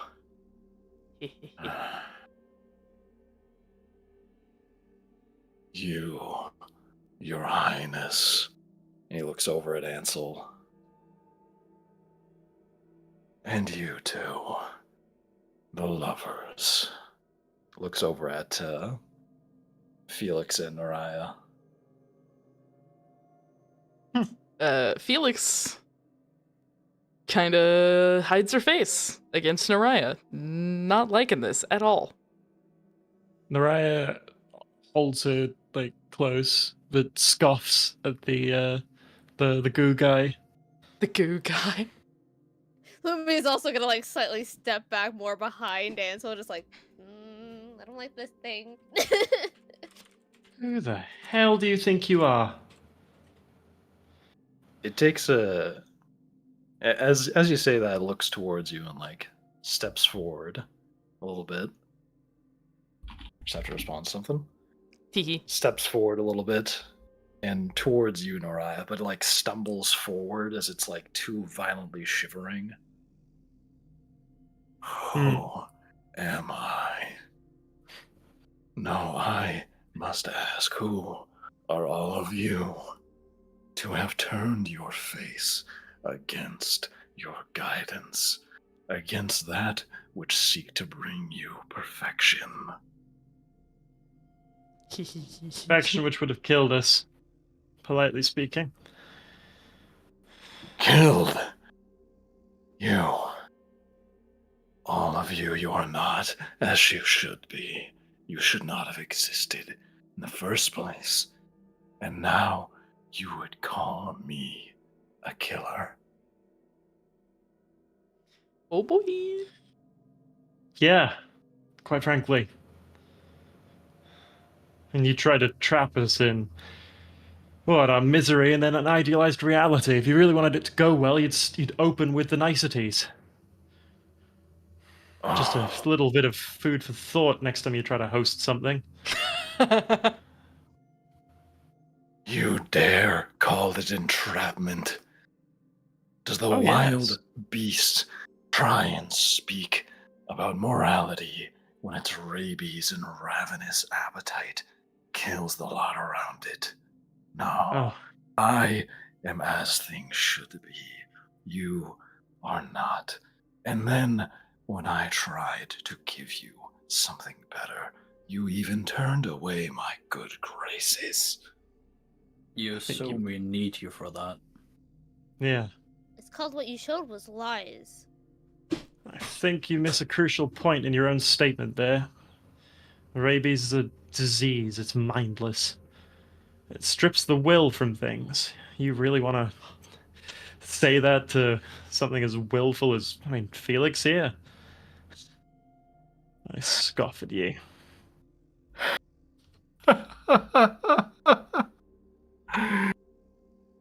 Oh, the fucking irony of you creatures. Look into me, into the eyes of your creator, Oh, of you do know. eternity itself. I am all that once was, and all that is to come, and all that is. Okay. I am all fate incarnate. Felix stiffens and she pulls away from Naraya and turns on this creature with wide eyes. Fate. Your fate.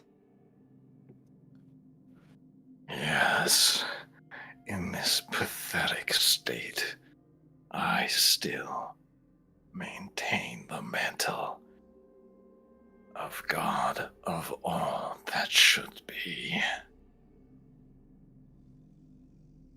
Felix looks frightened beyond measure, and she turns and looks at Ansel and points at the sword. Hit it. The statue, it's something. You gotta hit it, and you have to hit it now. And as soon as you say that, Ansel looks at you without saying any words. He rushes Fate and tries to take a swing at him. Do it. I'm a little curious what he gets. Whoop-how. Get on. 15. You 15. You swing your sword through the goopy creature that is screaming at all of y'all. And while it cuts through the creature and it doesn't really do much, you hit the statue and make it crumble, causing the creature to cry out in a bit of pain.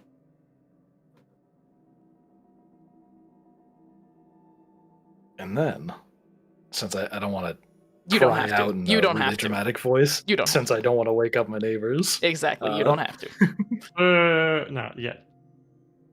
As it kind of trembles a bit, its eye looks up towards Felix. It kind of landed in like a perfect position to look at you. And it speaks. You, in your heart and soul, I know that part of you housed love for all that was meant to be. You were smiled upon by eternity. I had such high hopes for you. For all of you, really. But that is what it was. And now, I must bring about what should be. The tower, the sun, and I shall bring it upon you fools. Yeah, we'll join the club. I seem to be disappointing everyone lately. And Felix will throw a spell at the statue. Oh, nice. Yeep, surprise. In a little just moment of like catching that and then remembering where she is. Naraya's like, "No, you're doing great." Oh wait, no. Yeah, Felix is going to throw Thunderclap at the statue. Give him the clap. It is indeed a cantrip. A statue is a statue, and I'm going to be God here and say it will not succeed on a Constitution saving throw because it does not live. And it will be taking 1d6 damage. Actually, it'll be taking 2d6 damage. So let me roll that real quick. If it lives, I'd like Lumi to throw an ice knife at it. She does a massive amount of damage to it, causing the creature to, again, be in a lot of amounts of agony. But it's not quite dead yet. Lumi. She is going to use an ice knife at it. Nice. Yeah, 1d8 I guess Ansel will be right here. Is it still around? No. Lumi, go ahead and roll the damage. As long as you don't get a 1, it's going to die. So just don't get a 1. Wait, do I have to make a... Don't have bad luck against fate. Yeah. Are you asking me to roll a d20 or the damage that this I am does? asking you to roll the damage dice. Okay, because it technically is 2d4, so... Great. Oh, don't roll a 1. 1d8. 1d8, my bad. I'm The really 1d8, bad. don't roll a 1. You motherfucker! You had one No job! way. You had one job! No fucking No, do not way. blame me. You roll a Roll 20 was 1. just like, You know had one fucking job and you rolled a 1. Hey, Okay, it luckily... still can do a 2d4 damage. Exactly, So it can do 2d4 damage because a statue can't succeed a dexterity saving roll. Roll the fucking 2d4. Please end this thing. Please. That's a 4. Okay, Somehow good. rolls a You 1 th- again. You throw the ice knife, it hits the statue. For a second, it almost seems like it didn't do anything, and the sludge creature looks a bit...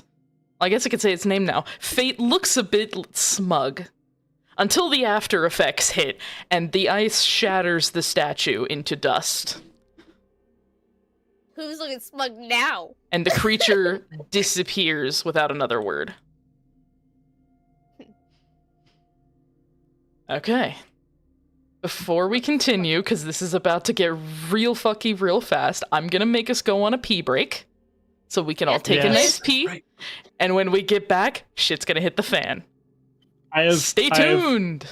one line. Oh, one line. Do your line, and then we'll take One a piss line. break. One line to deliver. One line to deliver. Do it! Well, for Fate, he didn't really seem that great at telling what's coming. Like I said, Lumi said, who's looking smug now? Good on you. Alright. We will return with more Pillars of Eternity in a minute. Whoa!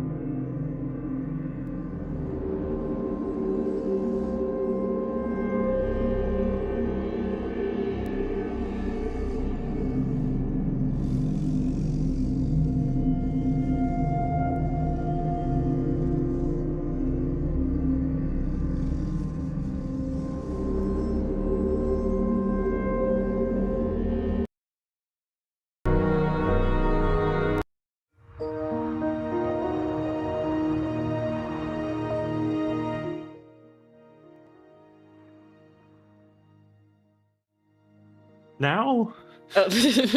Yes, it's an order. Welcome back to Pillars of Eternity. We just finished defeating a bunch of statues that are very much Indeed. not nice.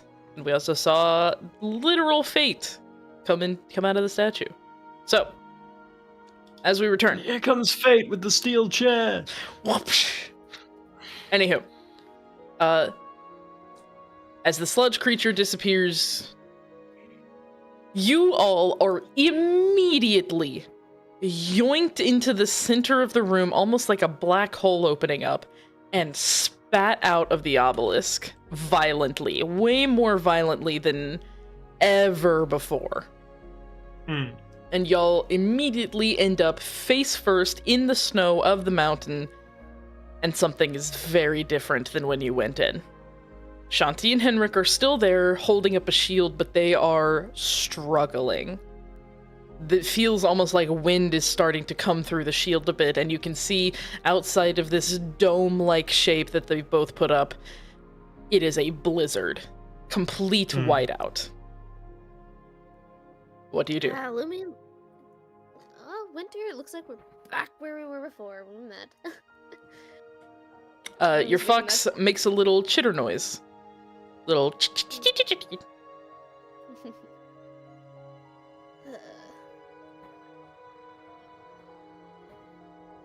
Is anybody else gonna say anything? We should go. We should get out of here as soon as possible. I don't know shit about magic, but yeah. Shanti kind of looks over at all of you, and she is straining. The look on her face is just pure. She's fighting like the last set of push-ups at the gym. Do me a favor, everybody, roll a perception check. Perception. Not a fucking nat 16. one, I understand. Roll 20. 16? 24. 24? 8? Okay. Everybody except for Makeshift. Wait. I need to roll Felix's perception. 15. Yep. Everybody except for Makeshift's character. The whispers from before, inside and outside of the obelisk, have grown louder. At first, they were almost mixing in with the wind, but you can start to pick up actual words and phrases, and they're all some form of come here and orders to approach. For a moment, The fucking thing. Why can we still hear it? For a moment, nothing seems off. It's just whispering. And then Shanti's face changes. It goes from one of pure strain to almost confusion. She lowers her hands and quits casting whatever shield spell she had been casting and slowly approaches the obelisk. She has very little time until Henrik's magic kind of gives out and he can't copy her anymore. She approaches the obelisk and she passes by all of you. Do any of you do anything? Nancy, what are you doing? Luby, what'd you say? She said Miss Shanti, of like questioning, of like trying to get her attention. She walks past you as if she didn't even hear you. And she approaches the obelisk and reaches out, almost like she's going to place a hand on the side of it. And before she's able to, she turns and she looks at all of you, eyes wide with fear. Oh God. He's back. Tell him he's back. And before anyone can react, a sludgy, goopy hand reaches out and wraps itself around her waist and yanks her inside of the obelisk. Do any of you do anything? Me, is there any time or like room to react and grab her? You can attempt. Yeah, I'm gonna try and grab hold of her. Make a dexterity check with disadvantage. Dexterity with disadvantage. First one is a 15 flat, because I've got no bonuses for that. Okay. Oh, the second one's a 3. Yeah, oof. I Disadvantage. got inspiration still from a thing before, but I think I might have needed to get rid of that a while ago. Yeah, we're gonna stick with the 3, unfortunately. Yeah. If it were another situation, maybe, but we're gonna stick with the 3 here. You lunge forward, attempting to grab onto Shanti's hand, but she's yoinked back a little too fast. And as soon as she passes through the obelisk, it shatters. Mirror and glass shatters. Shards fly out, they strike all of you, they strike Henrik, and the shield fails. The blizzard descends on you like a ton of bricks, and an avalanche is caused. You can feel the snow begin to shake beneath you. Everybody, please make a dexterity saving throw with disadvantage. Oh, Fuck. Oh. That's a 9. 15. 2! Okay. 7. Oof. Yeah. Oof. Yeah. You all lose your footing in the avalanche, becoming buried by snow. And unfortunately, you're all knocked unconscious. Oh boy, that was a lot in 30 seconds, huh? R.I.P. Yeah. us. Yeah, you are all knocked unconscious. Congratulations, you just caused an avalanche. No, we did not. That's fair, you didn't. Sorry, I had a little bit of... one. That's true, you were caught in an avalanche. Alright, before you all wake up, I'm going to need everyone to do me a favor and roll a d6. Alright. Everybody except Naraya, roll me a d6. 6. 5. You should not be celebrating. I know Yeah. I should, but it's still good to see a green there for like a moment. It's like, yes, nice. Finally, a high roll. Rolling Oh, high is wait. not good. Everyone rolled a 5. I'm re-rolling for Felix's. Jesus! There. We got a different number, for fuck's sake. Okay. I know I should feel good about that, but it's still. Yeah, no. This is purely just for choosing reasons. I know. Okay. Let me do one quick thing for the stream. Boop. Boop. Uh-huh. Alright. How many of you? There are 4? And yeah, there's gonna be 4, because I'm taking Naraya out of the running. Not literally, she's alive, I promise. I'm just... He's not in this thing. Exactly, there you go. Okay. We're gonna just... whoop, fade to that. Alright, let me roll a quick... there's 4. I'm actually gonna take Felix out of the running as well, so that I'm not doing that. Makeshift, pick a number between 1 and 3. 1. Okay. Purple, pick a number between 2 and 3. 3. Okay. Yasha, you're 2. Yasha, Two? yes, you are 2. Yasha, guess what? You're the first to wake up. So, Rotsfus. As you start coming back to the land of the living, the first sensation you can feel is pain.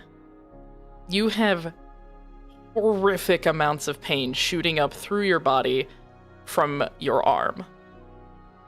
The second thing that you feel is warmth. The warmth of a fire. What do? You are currently laying flat on your back.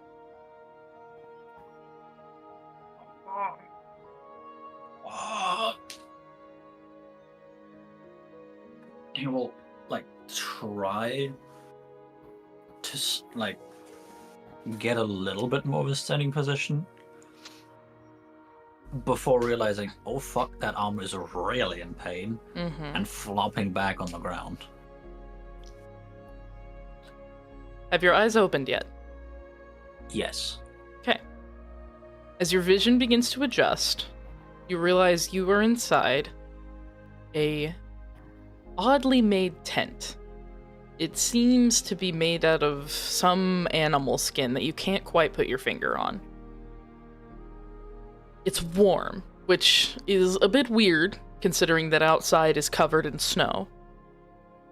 But it's warm inside. As you start to look around, you look at your arm and realize it has been pretty screwed up. Your arm is definitely broken. And the way that your skin works, there are many cracks and fissures in your rock-like skin.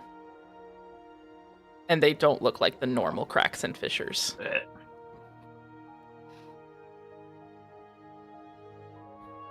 Oh, God. I haven't been injured like this when I fell on the fucking roof. Do you say that out loud? Yes. As you speak, you hear the sound of footsteps crunching on the snow outside. Something peeks their head into your tent and turns around and begins calling to people in a language you do not understand. I know for a fact you don't understand this language. This creature comes into your tent, and as it comes closer to you, you realize it is huge. It is taller than you by several feet. And that's when it hits you that this tent is also huge. What do you do? I look at this gigantic creature. Hint, hint, nudge, nudge. Woo-woo. Oh, what? No. Not like that. God. He's had a brain injury. He's had a brain injury. No. Like, Rodslos will first be very confused at the language before fully realizing the scale. And then just eyes wide, like, what? The creature comes over and it kneels next to you. And it finally speaks in very accented and broken common. You are awake now, yes? Yes. That is good. Do you know where you are?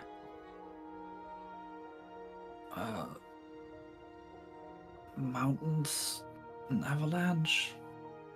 I Good. don't know where exactly. That's good. Your head is not completely broken.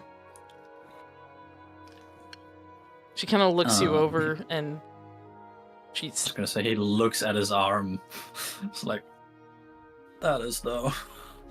Yes, your arm is quite broken. We tried our best to fix as much as we could, but a lot of our medicine is too high dosage for you people.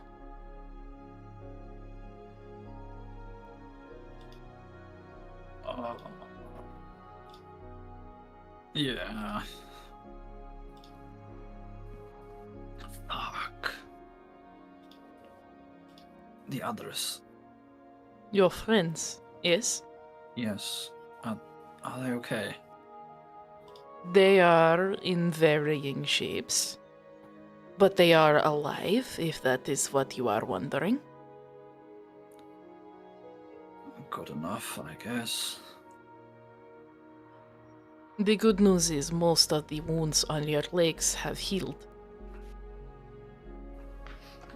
At that point, he will very much like look at his legs and be like, "What?" Your legs are in less worse shape than your arms, but it's clear by the new formations of rock on your legs that, yeah, they had not been in good shape either. We had to heal what was more life-threatening. Our druid can only do so much. Rasmus will stare at the legs for just a little bit and look at her. Or It's a her. It's a woman. okay. It seems to be, while a very big woman, she seems to be about your age. Interesting. Noted. But like the equivalent anyway. Yes, the equivalent of your age. Similar maturity. Exactly.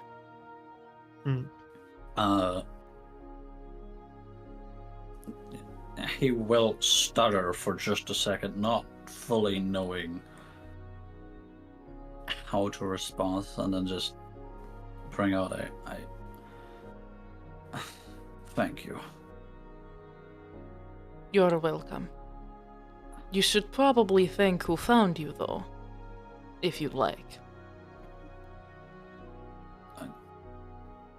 Yes. Can you move your legs? He will try. Very gently, just in case it's still fucked. Luckily, it's not. Your legs, though sore, and, you know, they got that, after workout burn, but they work. And you can put pressure on them. They'll be unsteady, but I'll need help to stand up with that arm. The woman nods, and she stands up to her full height and extends her hand to you as a way to help you up. To your working arm. I was gonna say, I'm going to grab onto that hand with my intact hand or arm. She gently helps you to your feet. And he will nod in thanks.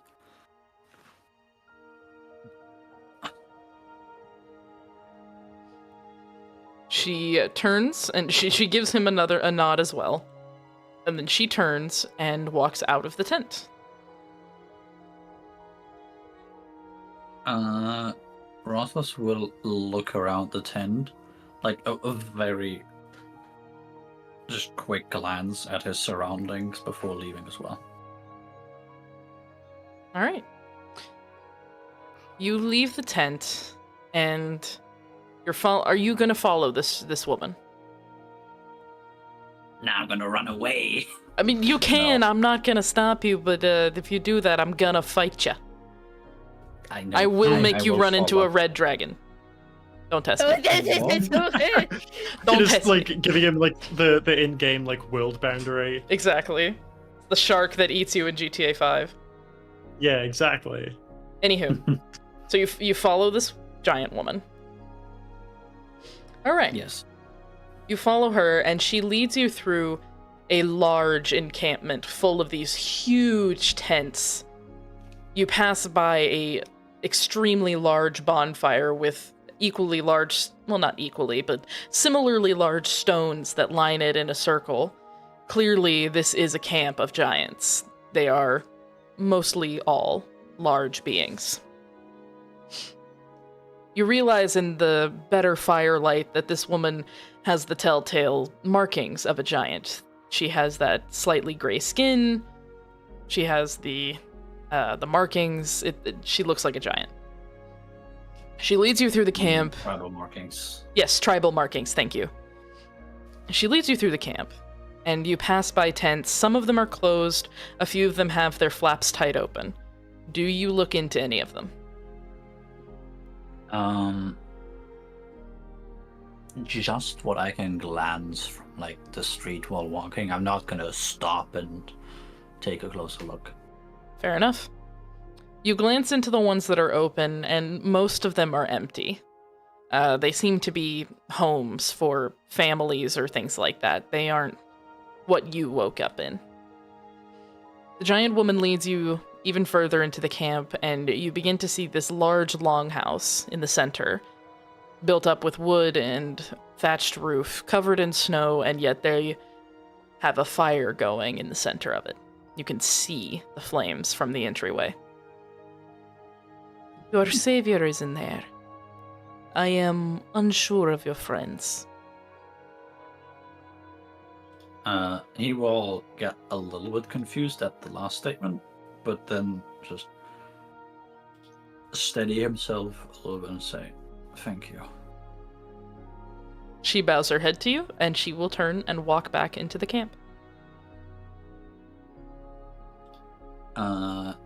He will turn and look just for a little bit, still trying to fully make sense of everything,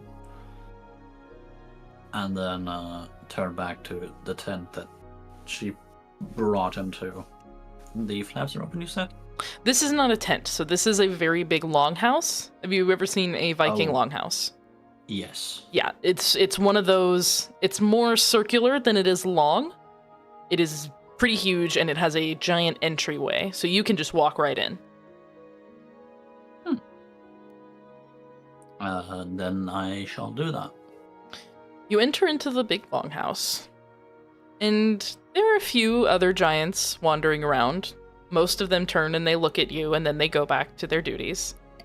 In the center of the longhouse stands an extremely tall giant man, and he is covered in furs and a headdress and seems to be the leader from his regalia. And he is speaking to a young blue dragon who's just curled by the fire, his head raised so he can look at the giant man. But this dragon is familiar to you. You saw him only a few hours ago. It's the one you gave your shiny things. He's shiny. It is the shiny dragon. He has returned. He's played by Jermaine Clement. Oh my god. Shiny! Shiny! Oh god. Not gonna continue because don't want copyright. Exactly. No! Rotsfuss, I'm going to leave you there for a second. Lumi, Ooh. E. as you begin to come to, the first thing you feel is also pain. You feel a throbbing pain in your head, and it's almost debilitating. You ever gotten a severely bad migraine before a thunderstorm? Yes. Take that and multiply it by 4. Ooh, so it's a really bad headache. Ooh. Yeah, it is not good. You awake, lying flat on your back, also in a tent, made from animal skin that you can't quite put your finger on.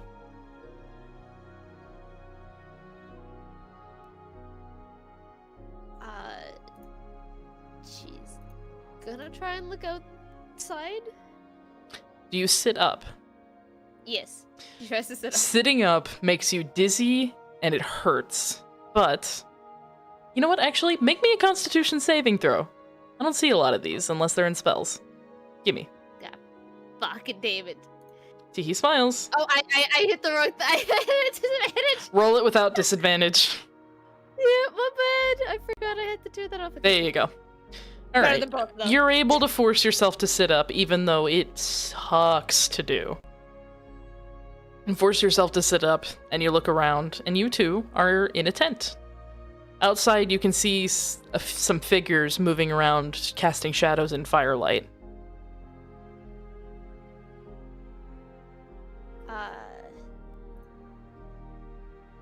Ooh. Do you do anything? She's gonna quietly say hello, questioningly? Try and get somebody's attention? No one seems to notice you from outside. However, you do start to hear heavy footsteps crunching in the snow that approach your tent. A giant woman enters into your tent and fully realizes the scale of where you are. This woman has to kneel quite far down to kneel next to you. Oh, good. You are waking up too. Hi? Hello. How do you feel? My head feels like I've been hit by something. Yes. We think you have a skull fracture. Oh, that's bad. It is not the worst of your injuries. Luckily, we were able to heal the life-threatening ones. Not my worst injury? Yes. You survived an avalanche, as well as what looks to be many lacerations. You are lucky to be alive.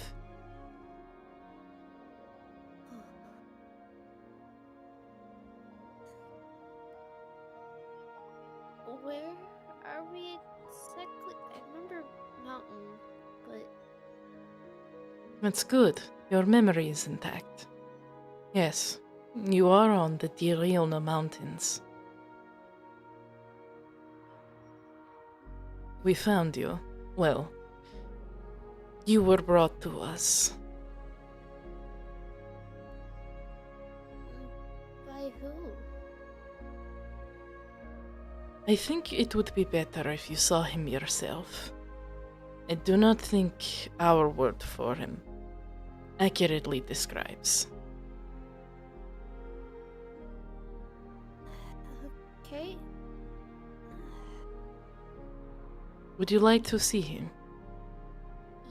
Yes, please.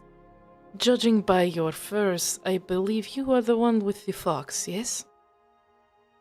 Yes? He's fine. He too is in the big house. That's good. Can you sit up on your own and walk? Lumia is going to attempt to do that. I will try. Yeah, it's pretty similar to how Rotsvus was feeling. You feel like you've worked out heavily, but you're able to stand a bit shakily, but you got it. Oh.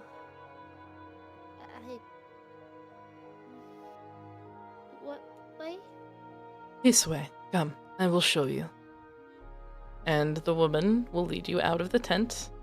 Your tent is a bit closer to the longhouse, so it doesn't take you that long to reach it. Okay.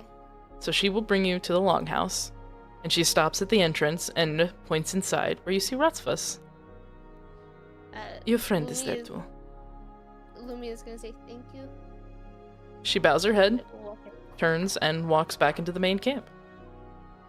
Ansel! Yes. Okay, good, you're there. Just making sure.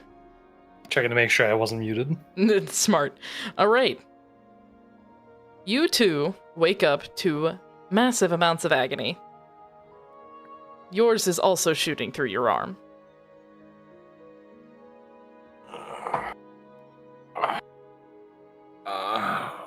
Lord. How's that looking? What? How's the arm looking? Okay, you were asking me. Cool. Yeah. Yeah. You open your eyes and you're able to look around, and you look down at your arm, and your arm is not supposed to bend that way, but unfortunately it is. And it seems to be kind of awkwardly put into a sling to make sure it doesn't move. Oh, Lord. It's gonna take a bit more than my own hands to fix that. Yep. As you start to wake up, a large, giant woman approaches the tent and approaches you and kneels down next to you. You all must be telepathically connected to wake up like this. Calling yourself out? Yes, I am. What of it? I look at her, I look around myself, and I go, wake up like what? Your friends are waking up like this as well. In lots of pain? Oh my god, where's Lumi? Lumi. Which one is that one? The cute one, ears She on blinks. top of their head. Lumi's ears would have been out, by the way. Okay. The smallest one. Oh, the one with the fox. Yes. Yes, she's fine. She woke up before you did. Oh, okay. Thank goodness. How do you feel? Do you mean emotionally or physically? I do not think I am adept to deal with the emotions of smaller beings. Then I feel like my arm is in a lot of pain. Good, that means your nerves are not damaged completely. Yeah. If you don't mind, could you tell me where everyone else is? They are in the longhouse. I come to take you there, yes?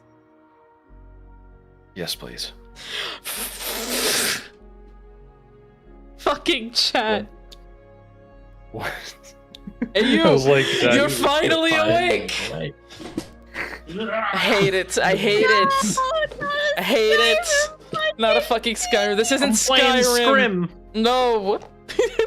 No. Oh my lord. I love my favorite Bethesda game, Scrim. Scrim. I had a nickel for every time we did this joke in an Untold Realms stream. I'd have 2 nickels. Which isn't a lot. That's weird that happened twice. No, it's Yeah. not weird. Yeah. Knocks you Let's back be out. honest. Okay. Anyway. Kills you instantly. Kills you instantly. Anywho. Wait, before we get back into character, Oh god. Oh god. I thought of a really dumb joke. You think that character, when he's like going to bed to cuddle, he's like, "Hey, you, go to sleep," Oh my. stuff like that. Oh my god. Well, he's dead, so. Oh yeah. He just died in the beginning. Not to spoil a 12-year-old game that I never played for anyone. Nah, spoil it. Todd Howard doesn't deserve niceties. I said it. Skyrim came out last year, at least the newest version of it. Oh my god. Oh my god. Skyrim came out. Good for him. Oh my god. Okay. Alright, alright. Okay. What were we saying? What was the last thing I said? Hey, I Joe, was asking Skyrim. to be Right. brought to the others. Yes, I take you to them. Yes, okay. She stands and she offers her hand to your not fucked up arm. Nice. I take it and help myself up. Your hand is super duper small in the hand of this giant woman. You know what I feel like now. Lamau. Yes. Average Lumi behavior. No average purple behavior, thank you very fucking much. Lamau. Small people problems, am I right? Small, tiny. I wouldn't know, Briar. Shut up. No. Anyway, the woman leads Ansel through the camp and to the longhouse. Where, she stops at the entrance, like with everyone else, and points inside, and points to Lumi and Rutzvas. Nice. And I walk right on in. Good. Lumi, Rutzvas, you see Ansel walk through the entryway. What do you do? Lumi's gonna carefully, because her head probably still hurts, go over and hug him in this process as well. Nice. I hug Careful them not to back. fuck up the wound. Yeah, avoid the effed up arm. Yeah. Oh my god, now people in the chat are calling me small. Fuck this. Ah! No! I'm not small. You know what? I may be short, but seals are fat as fuck and will crush you, so meh. Lol. I can hear Cass Aw. laughing. Shut up, Cass! Nuclear attack seal. I am the nuclear attack seal. Or beep beep kaboom. Anywho. Alright. Or orbital strike. Orbital strike. I need to keep that. You know what? That's going in the quote book. Give me a second. No, it's going in my quote book. I'm sorry, I have to pause this for a second to put that shit in the quote book. She's still fucking laughing. Hang on. I can just hear her on the other end of the house. Cackling. Oh. I mean, at least it's not me being bullied. Orbital so, like, I'm fine strike. Okay, it's in the quote book now. There we go. Thank you, Socks. Anywho, okay. Welcome. Yeah, you three are all standing in the longhouse. Another Moana reference. What do you do? Oh, right. In the game we're here to play. Yes, I was completely brought out of it. One we've been playing for 15 years. 2 hours. I wish. Oh. 2 hours. I think it's actually has it been. 2 hours. Nice. Seeing as there is commotion at the front door, Rosas will turn around again, see Ansel getting hugged and having a fucked up arm, and just say, team fucked arm. Oof. Team Bella, Team Jacob, no, Team Broken Limbs. I know that's not the team names, that's on purpose. Lol.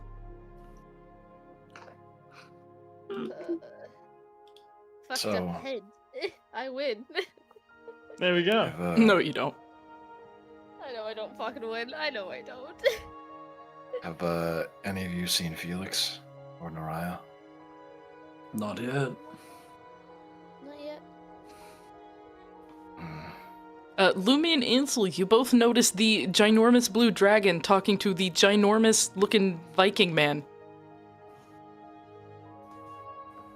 Should we interrupt them?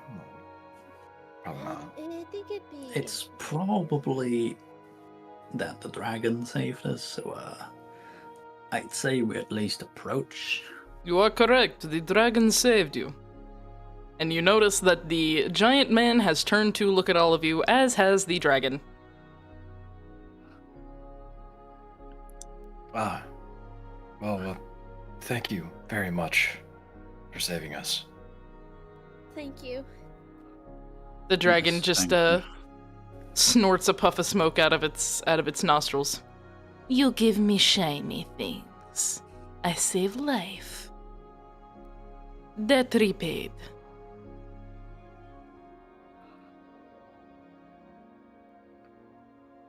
Ross was just kind of, you know, the nod of, you know what, that's fair.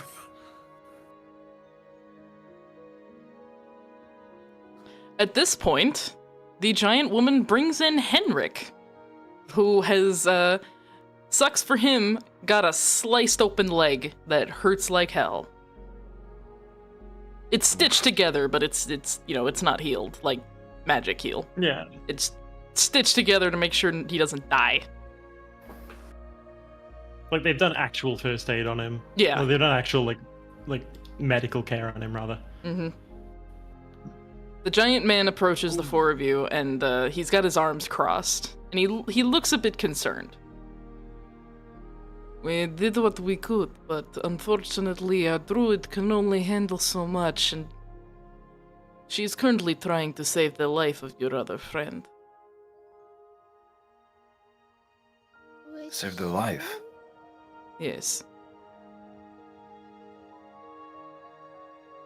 The pink Damn. one was very upset. Would not leave side. Oh no. Can you bring us to them now? I might be able to do some help. As long as you promise to not get in the way. Of course. Of course. Very well. And the giant man turns and begins to walk into the back of a longhouse. Do you follow? Yeah. Yes. Awesome. You follow him into a separated room, and as soon as you step inside that room, the sharp smell of blood hits your nostrils. Felix is sitting in the corner, crossed-armed and biting her fingernails nervously.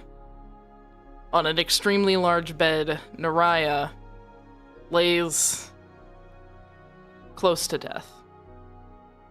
Her right arm has been severed just below her elbow, and there is a lot of blood on the bed. An older giantess is working over her, green light emitting from her fingers as she mutters druidic incantations. Lumi, you recognize these as rites to heal.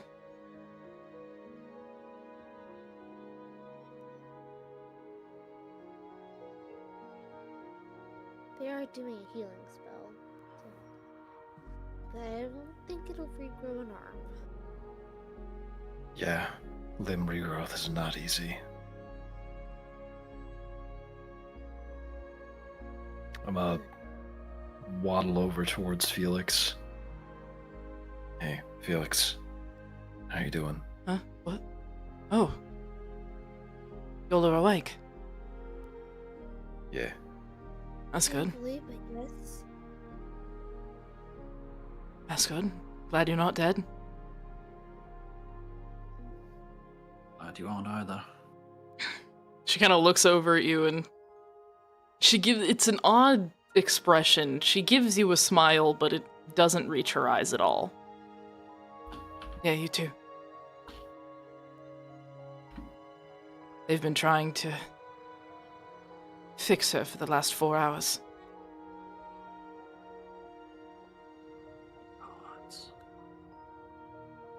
Apparently one of the bits of the fucking obelisk sliced right through her arm.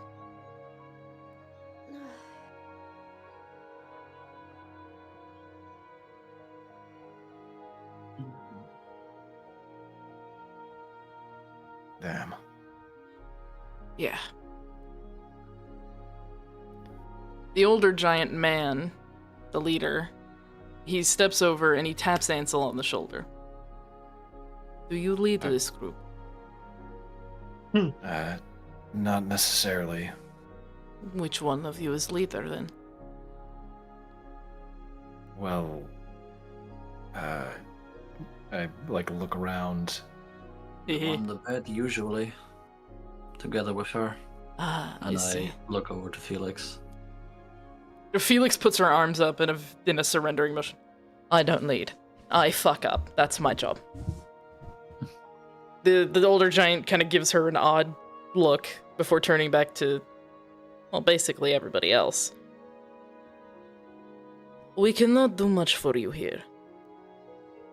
The druid is losing power as we speak. Your friend needs better help than we're equipped to handle. I call upon friend in Deriona. He comes to take you back there, help you more. Yes? Yeah. Good. Yes. Do be mindful of him though. He runs hot to the touch. And I mean that literally. Oh. That's interesting. Just don't try to shake his hand with bare hands. Yes? Yes. Yeah.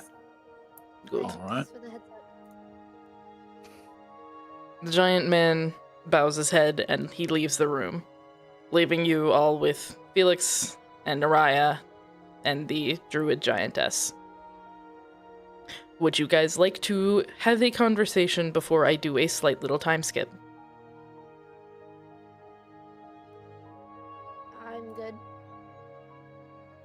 I can't think of anything in particular. Mm-hmm. I'm unconscious. Yes, you are. You're You dying. cannot Well do done, it. sweetie. Go back to sleep, little rock. Go back to sleep, bonk. I just imagine the fourth wall break out of character, like fucking Dio time stop. I am dying, and they're laying back. Gordon, I'm dying. All right. Well, Well, You know, Stop, Actually, sleep, little now that I rock. think about it, Henrik would definitely take an opportunity to ask questions. okay. Henrik, go for it. So he hobbles over to, I don't know, a chair, a barrel, something to sit on. And You've got keeps, some like, boxes in there. It's fine. Yeah. And he goes, well, I know this might be a mad time, but care to share any information about what was inside? I mean, like what you encountered inside the obelisk. Fate. Literal fate. I'm sorry, like, do you mean The incarnation of fate. The god of fate. He all but... No, he did say that. He said he was fate. the god? I'm sorry, but the oldest texts say that he's hardly ever even shown his face. Not much of a alone. face, is it? Well, not to mention, hundreds of years ago, he was beheaded in a different realm, but how could he be alive? He didn't look beheaded when we saw him, when he was being a smug ass. He was weak. Shivering. We saw him once before in the last obelisk too. Then he was... skeletal. He had flesh this time. Or muscles, it looked. Muscles, yeah. Oh dear. Well. Oh gods. Well, I guess that solves the mystery of why the most powerful beings alive couldn't get in. It's because the most powerful being alive was keeping them out. Oh shit. Miss Shanti's missing, though. I noticed she wasn't here. I suppose that would explain. Her. Yeah, that's why I believe you. You all aren't from here, I presume. But even my master would speak highly of Miss Shanti. And he has for many hundreds of years. She is no frail woman like she might have appeared. Anything that could cage her or bar her from us. I don't know what to think. We're fucked, that's what you think. Yeah, I'd like to try and be optimistic, but if this is fate, I don't know what else to say. We've signed our own death warrants. We're going to die. No one is going to survive fate. On the contrary, we've survived him multiple times now. We've survived him in a weakened state. If we go to the next obelisk and we complete it, as we have been doing, and we keep going until he comes back or whatever his fucking goal is, we are going to die. Do you know the myths that they would tell about the gods of fate? The ones that we would act out in the circus? No. He was this monstrous, winged creature that destined everyone to horrible lives, and we would play heroes that rose up and fought against it and forged our own paths. And still, in the end, they all died. For nothing. So we are fucked. And there's literally nothing we can do about it. Do you know who beheaded him? Supposedly? It's been a long time, but supposedly he was the creator of one of the planes of existence. The details are a bit hazy, but I suppose Miss Shanti would have known herself. I think my master might know, but I never thought to ask. Shanti said let him know. Shanti knew, and then maybe Elric did too. She said, tell him he's back. Yeah. I'm assuming that can only mean her husband. Unless there's another him that we have not met yet, but dear God, I hope not. That's gonna be a weird conversation. Very. Well, Oh, hey, Elric. Sorry, your wife could have just disappeared. Oh, yeah, Fate's back. If fate doesn't kill us, he will. yeah, I'm not looking forward to telling my son this. It's still weird that you call him your son when he's several thousand years older than your body is.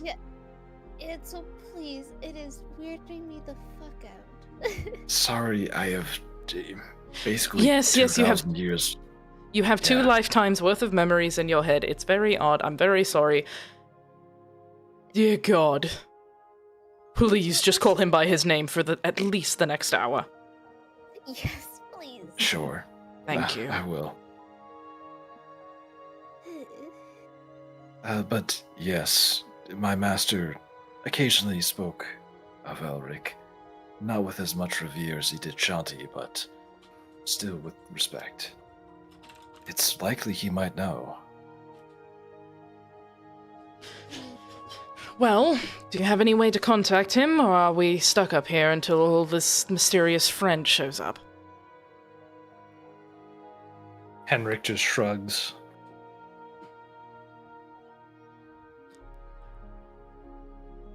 Ansel also shrugs. You are both absolutely... She curses a bit in Celestial and rubs her face. Quite annoyedly. Are y'all all good? Can I make a little time skip now? Or do you have more to say? Yes. I'm all good. Please. Good. Alright. You all sit there for about the next 3 hours. It only takes another hour for the druid woman to stabilize Naraya to the point where she's not going to die, but she's out and needs blood as well as some more healing on her arm. The woman leaves and all of you are alone in the room with a unconscious Naraya. At about the 3-hour mark, the room starts to get hot. Like, sweaty, hot. At first you think it's the fire, but the fire hasn't changed in any way. It's still roaring outside of the room in the fire pit inside the longhouse. Do you do anything?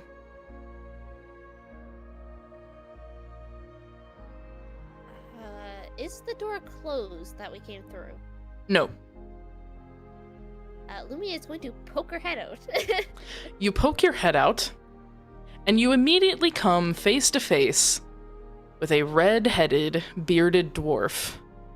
And as soon as your face comes close to his, you realize this is the source of the heat.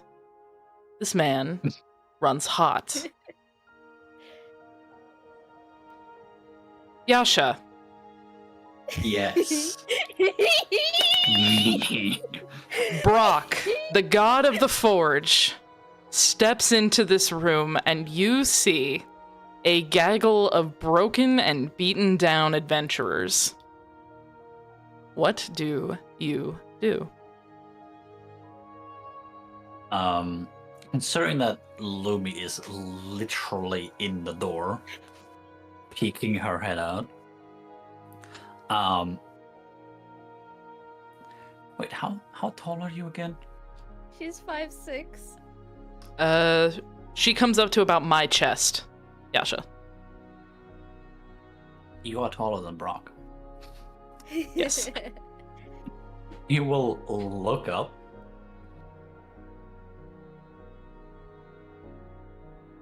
For a second, very confused as to why you are peeking your head out and not standing in front of him.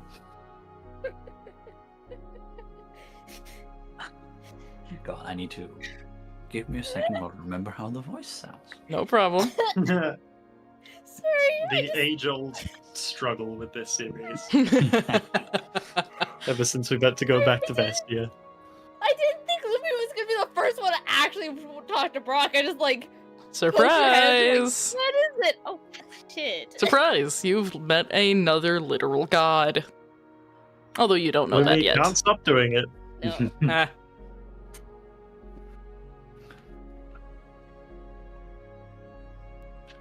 Well then, hello. Hi. I think his friend's here. Is she so small turning to everybody else? We're more than just friends, but I Oh, would advise you step aside so I don't burn you while going in. She does. She's like backing up, just like, nope, I don't want to get burned. Poor circulation, bad head, don't need to be burnt. Yeah, we don't need more burns. You're good. Alright. Brock, now you see a gaggle of beaten and broken adventurers, and they're all looking at you. Except for the one that's passed out on the bed and missing an arm. she's not looking at shit. She's looking at the inside of her eyelids. Snooze. Brock Honk shoe kind of me. like clapped his hand a bit together, rubs them together as if it wasn't warm enough in this room, and just looks at him like, you all look like shit. Yeah, well, and Well you're then. burning hotter than a furnace yourself, Gramps. Ha! Not to mention, Good we one. did just survive a avalanche. What did you expect? I didn't say you look like shit for no reason. So who are you then? Well, Mayor, President, Head Dwarf? head dwarf. I just lead the forge. And he like snorts a little bit. Well, technically all the forgers. I'm the god of the forge.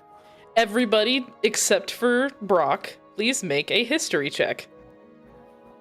I think also the person who's knocked the fuck out shouldn't do so. I mean, yes. Shoo, me. Honk shoe, me, honk shoe. Don't worry, you'll wake up here shortly. Rothfuss. 15. 15. Fifty? Jesus Christ, 16, 15, 15. 6!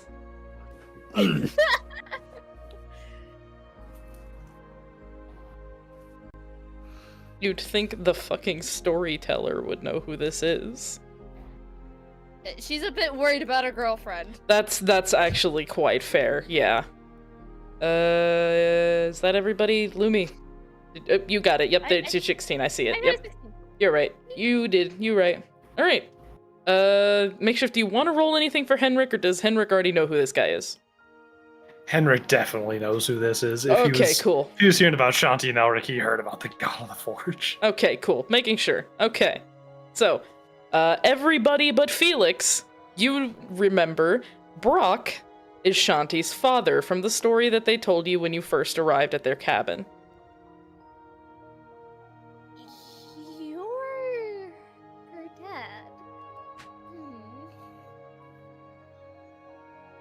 dad. Did Brock know that Shanti was on the mountain? No, they didn't say anything about Shanti because she wasn't with the group when they picked them up. Alright.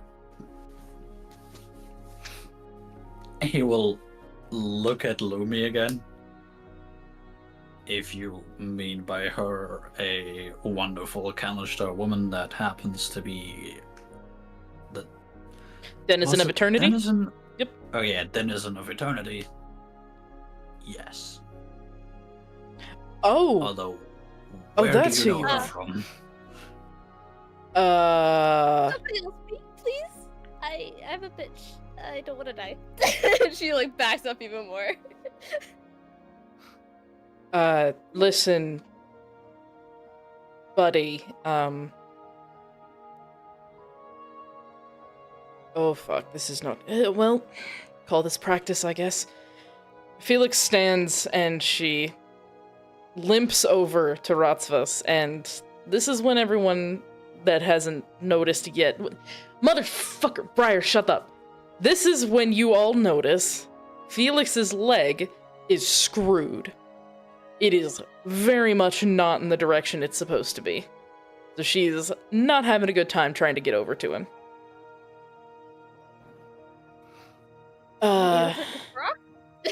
Yes, over to Brock. She's trying to go over and stand a little bit closer. She gets over there and leans up against the bed. Like a bedpost type thing.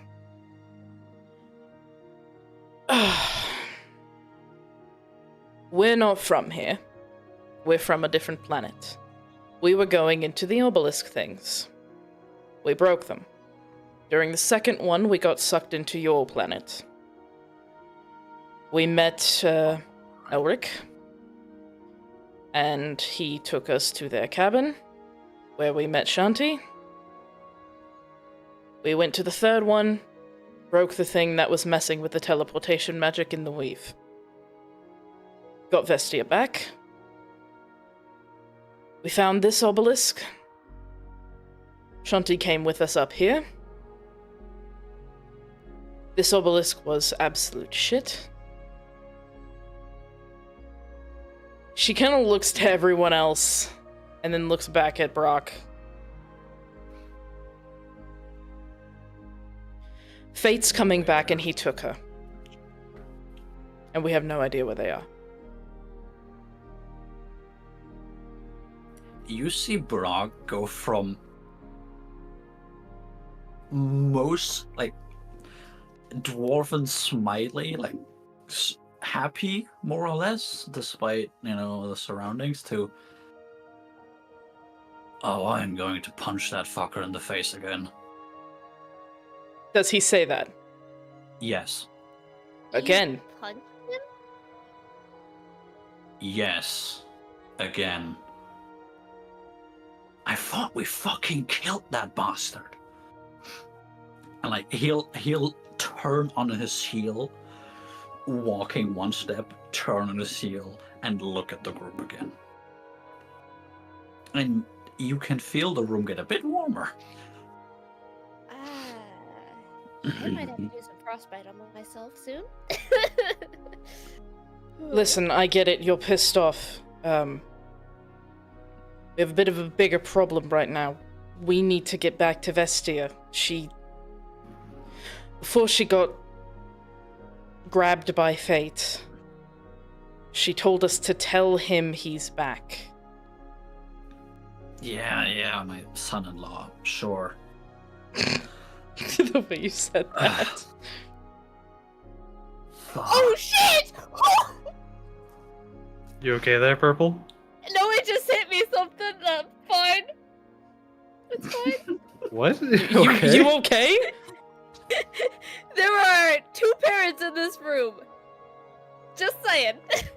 2 parents of Elric's.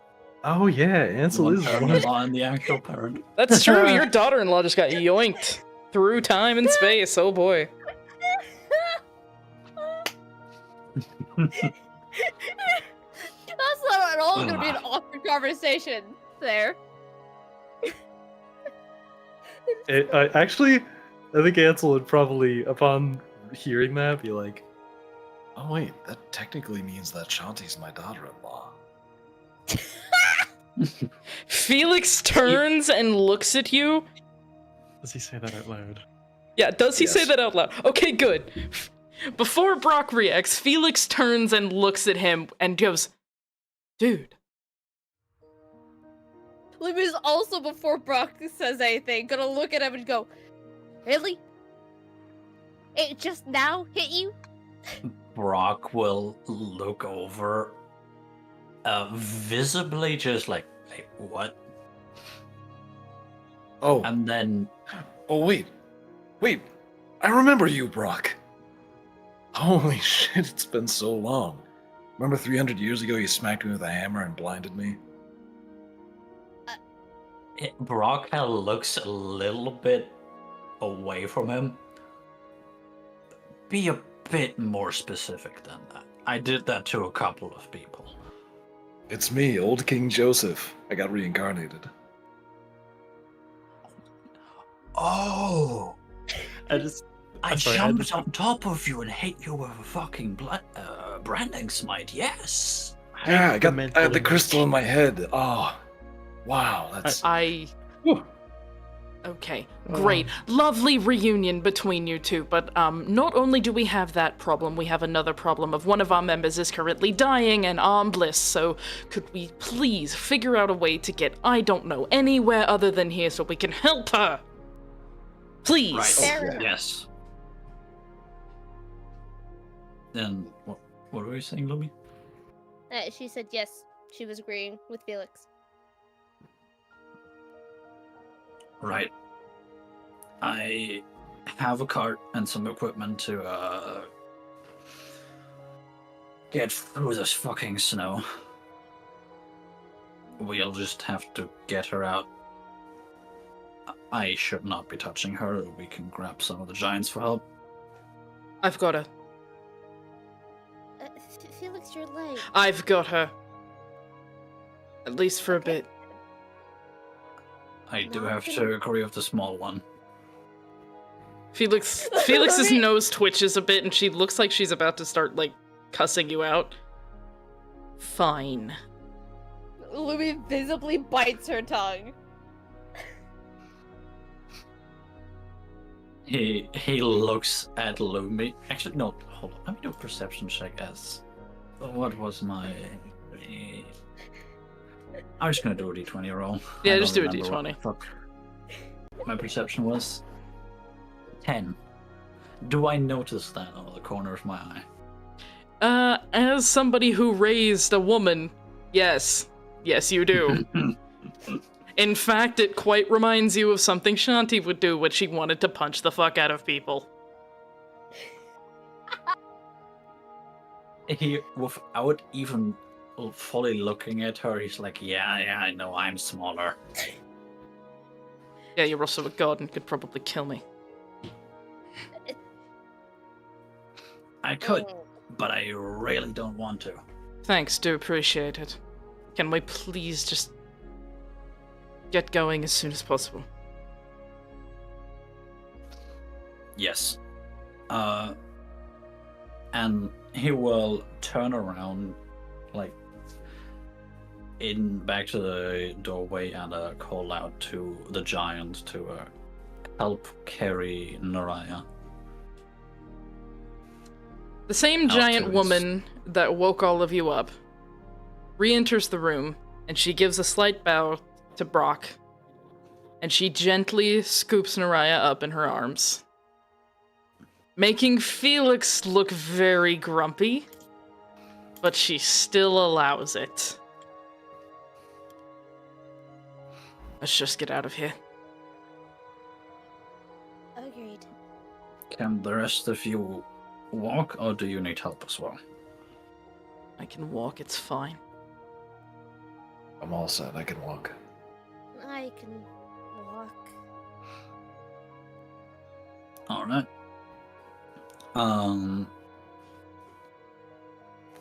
What exactly did I arrive with? Because when you were called, me a few things, but not a whole lot. When you were called by the giant leader, he told you, please bring something that can transport 1, 2, 3, 4, 5, 6 people, 6 normal-sized people, and some medical supplies.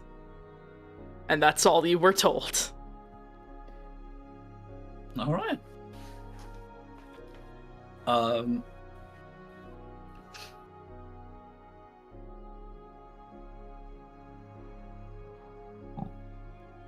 What the fuck would be the equivalent? It's not a... You don't have to do this scientifically, my man. Alright, fine. It's just a cart with a way to pull it. Nice, cool. You arrived in a cart and a mechanical horse. That's what I'm gonna say you got. You got a mechanical horse, like fucking Hephaestus. Hell yeah. A mechanical horse and also Henry. Yeah, and Henry! As you guys approach the cart, you see, what is he again? He is a steel defender. So that's right, steel defender. Yeah, you all see this robotic-looking creature sitting in the cart, or standing outside of the cart. And as Brock approaches, Henry just gives a little wave.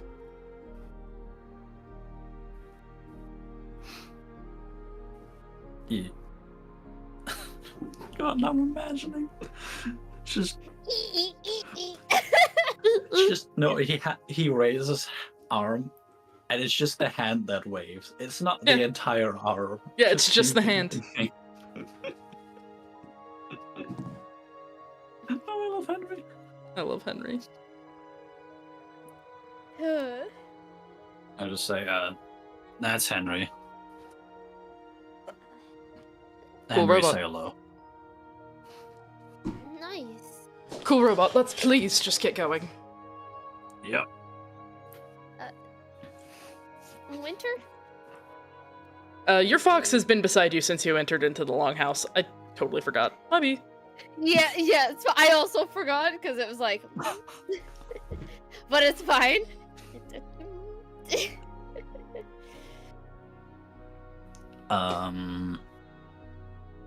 He'll say, I have some medical supplies if we need to do anything now.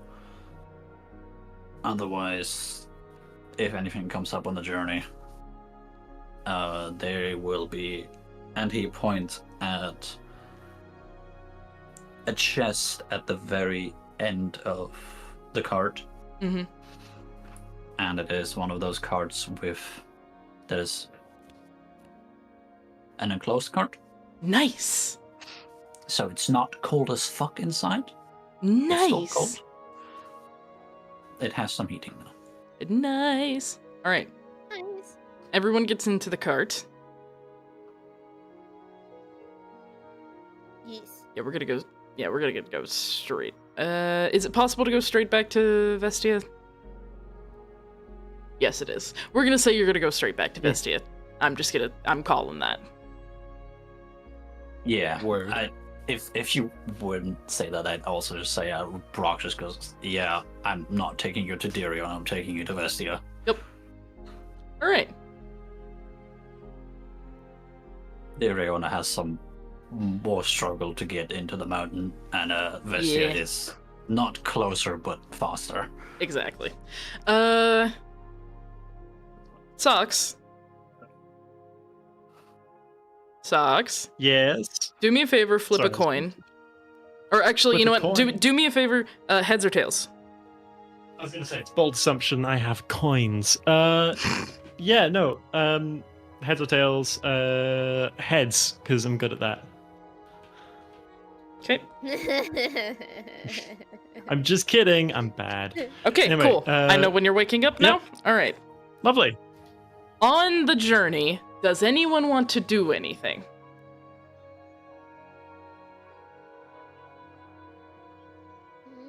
I'm gonna say Rotsas finds the bottle of booze. Nice. That is most definitely a bottle of giant booze. Okay. Felix will keep an eye on him. A little concerned.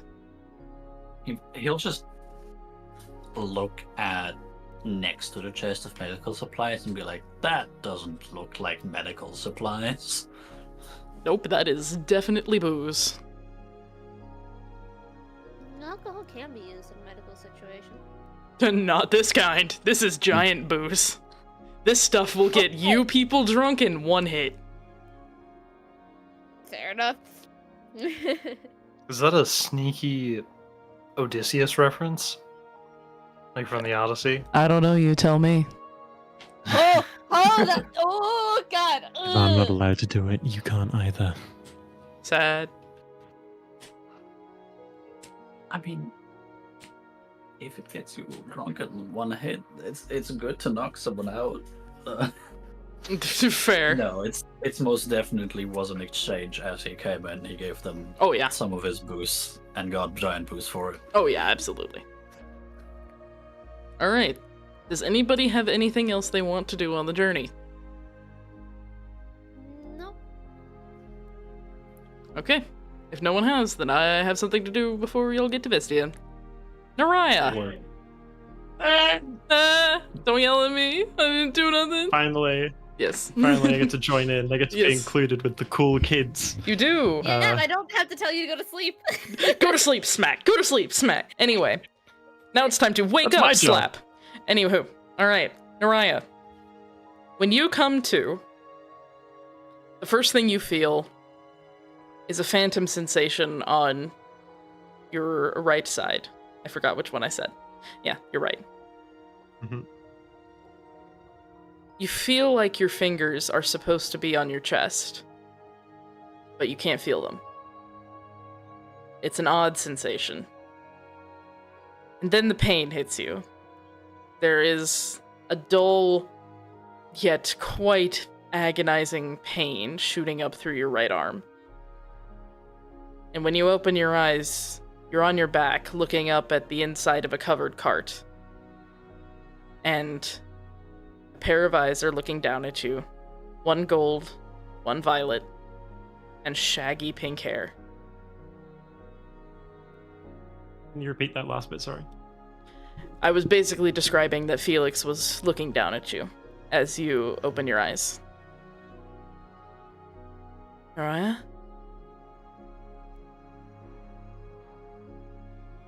Hey. Hi. Felix.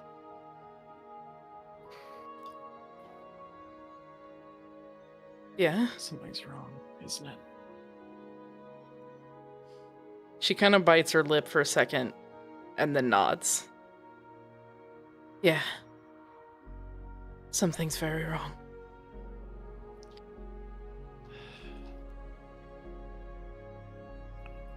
Should I look?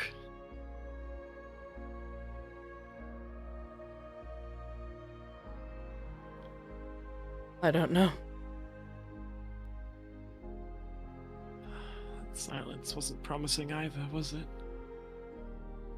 No. Okay.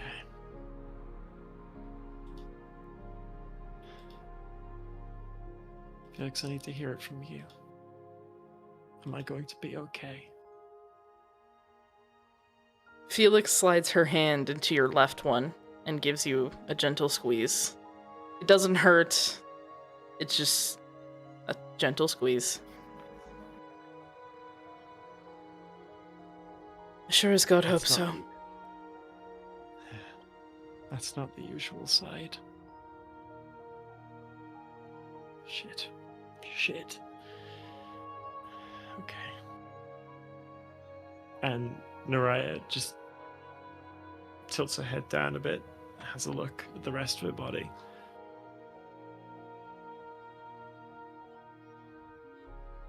The obelisk shattered.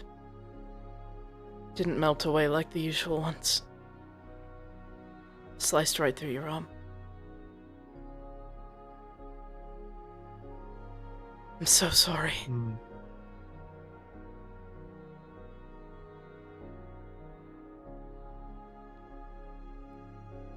Is everyone alive? Yeah. We're all alive.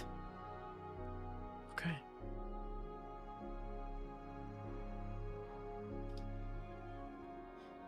And Shanti?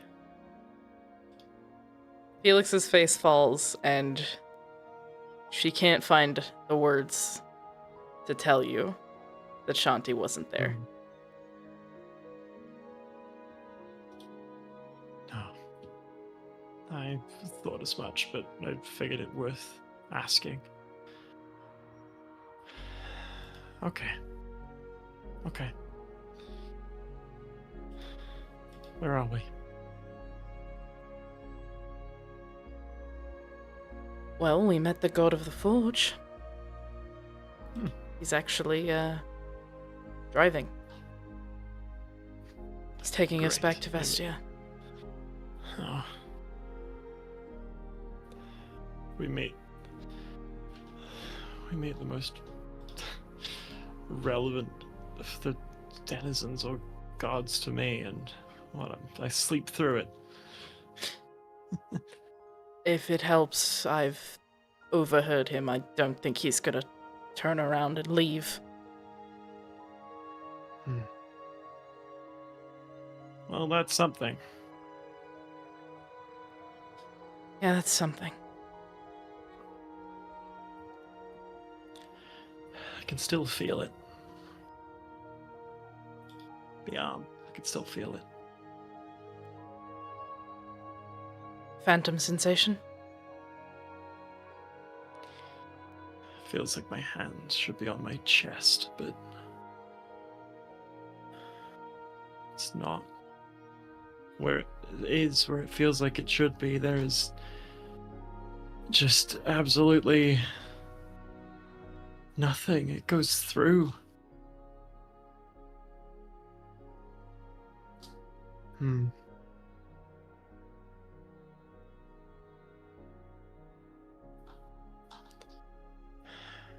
I had a friend once.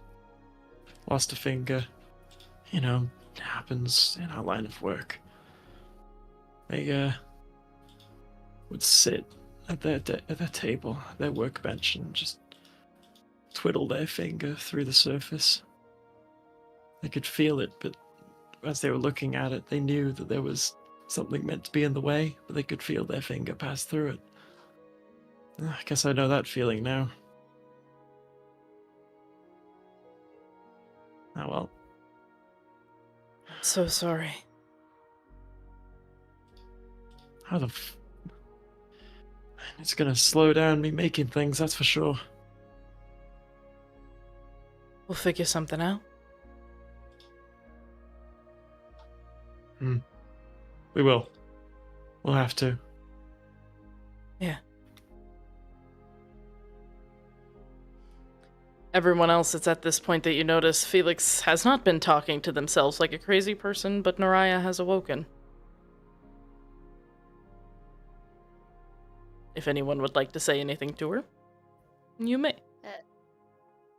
Lumi does go, hey Nara, it's good to see you up now. Or awake at least. It's good to see you too. I'm glad to hear you're all alive. Glad to hear that you are alive. Yeah, well, seems like it was close. A bit. Only took a skill druid several hours to stabilize you. Yeah. Yeah.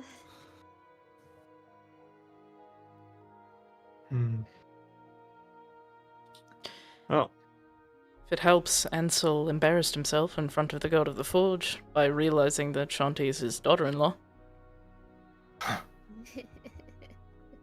Hey, yeah, you're right. Which Just trying to lighten the mood. which also means that there's family relationships with him too, the forge god. Oh yeah. Brock, you can hear them muttering back there, just so you know. What does that make us? Like The rock dad? will in the front completely honestly just be like, adventuring days. And drink some more ale that he had in the front. Oh my god, he's drunk driving! Don't do that! It's fine. No! It's fine, he's not really driving, it's the horse. It's mean, the yeah. horse. Also, he's a dwarf with fucking 20 constitution. And Exactly. this isn't the good shit. I mean, for what it's worth, like, it's a previous edition of you, but also not you. So it's like yes and no. Not even a half answer, 100% and 0%. 2 lifetimes, 1 Right. body.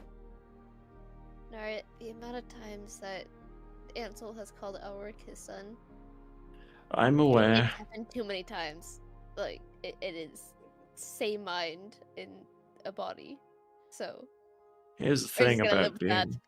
being. Here's the thing about being comatose. You hear bits of it. You don't necessarily comprehend it, but you can remember it sometimes. I am acutely fucking aware.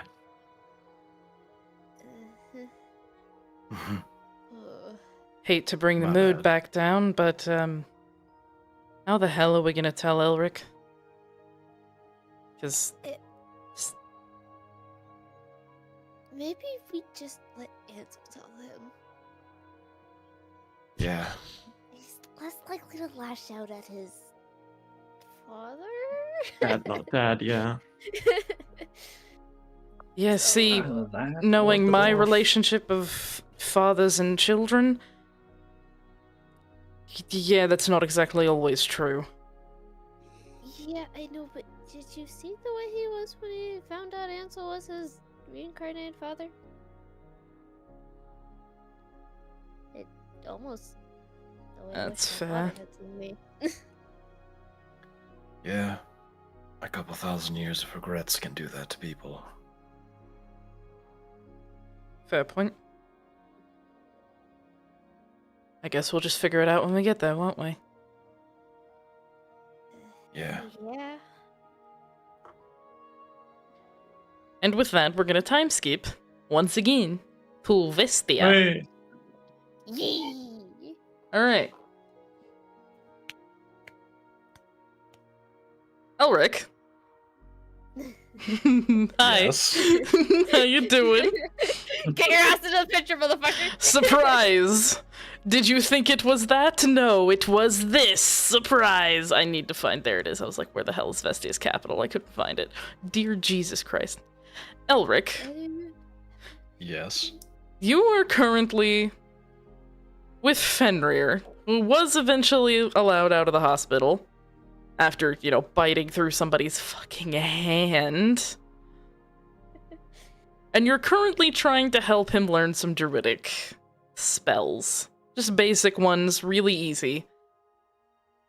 He's okay at it. A bit.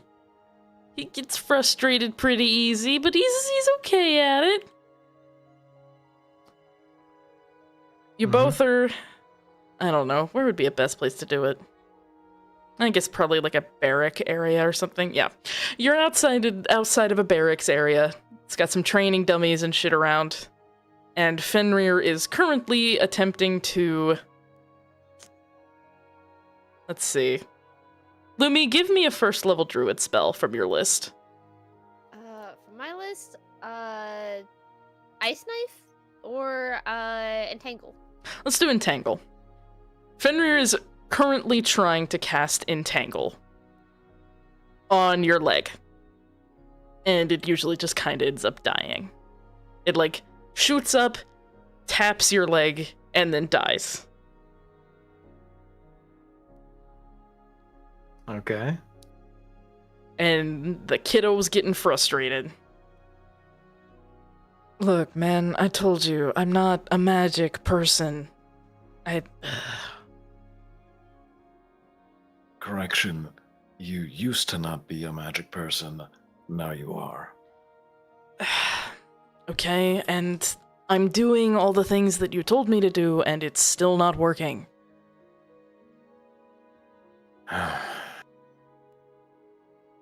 Sometimes it takes a while to get used to these sorts of things, you know. Magic, when it comes to you, it can feel a bit unearned, like it's not part of your body. You gotta relax a little bit. You can't just force it out. Here, try this old trick. Yeah, I have it in my pocket. He pulls out like a round looking acorn that's kind of sizable. Just before you try making plants grow, just try making this one acorn sprout. How about that?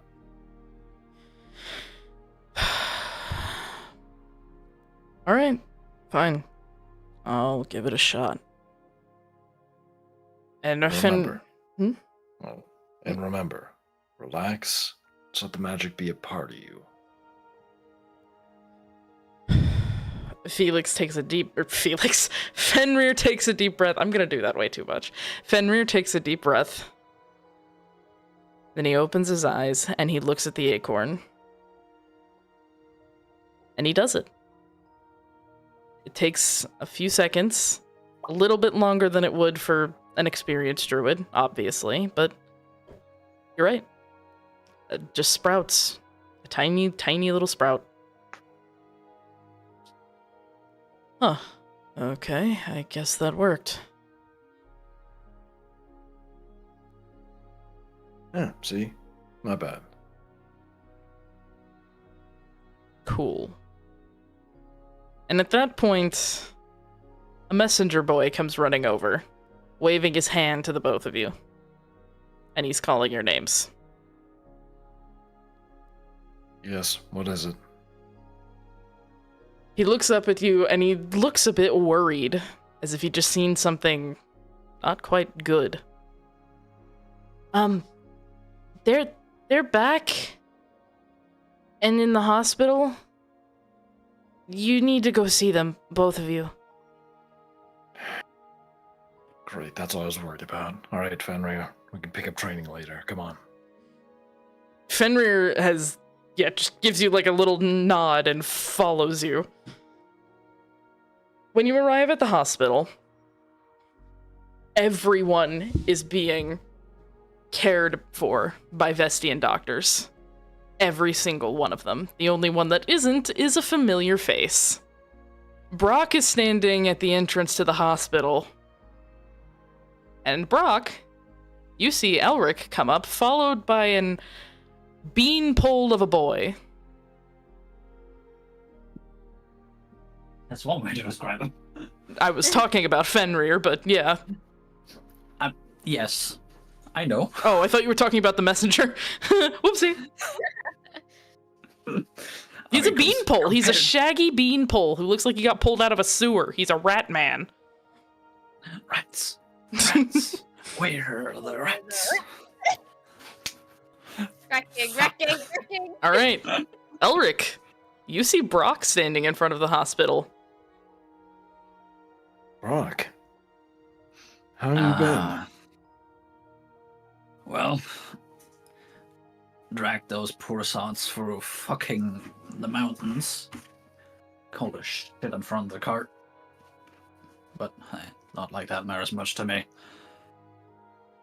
And he'll look at Fenrir. How is that fella? Oh, this one. He came down with a case of Leverton's kerosene. I had to convert him into one of my druids. He's Felix's brother. Oh. Well, at least she's mostly fine. Mostly fine. What do you say it like that? One of them is a lot worse off. Her shit will heal. Okay. Are we allowed in to see him? Ask the doctors. Felix probably. The other one they're doing some more intense care for. Okay. He'll gesture in the rough direction of Felix's room. It's like, maybe ask the doctors first, but she's in there. Yeah, okay. And he disappears to go find a doctor. He will look at Fenrir leaving and wait till he's out of earshot. And then look with a very stern look at Elric. Oh, don't do it. Oh, don't do it. Brock, no. Brock, no. That's not for you to tell him. Brock, no! Oh, Bitch! oh. Brock, no! Brock, no! Fades Something. back. And just Brock sees Elric's eyes like widen and his whole body tense up.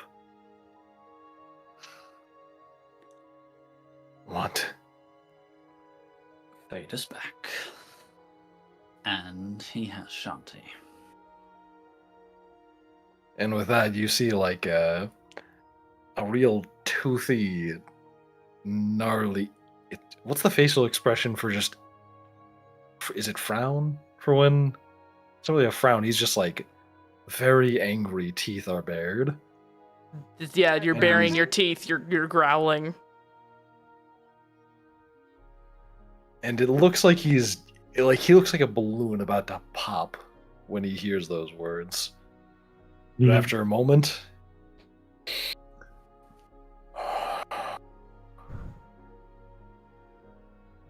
all right. Is there anything else I need to know before I go in there? well, every single one of them is kind of fucked up. They survived an avalanche. One of them, though, is missing an arm.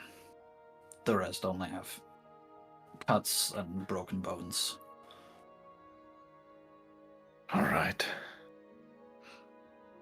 If he's taken Shanti, fate, no matter what he had done, still obeys eternity.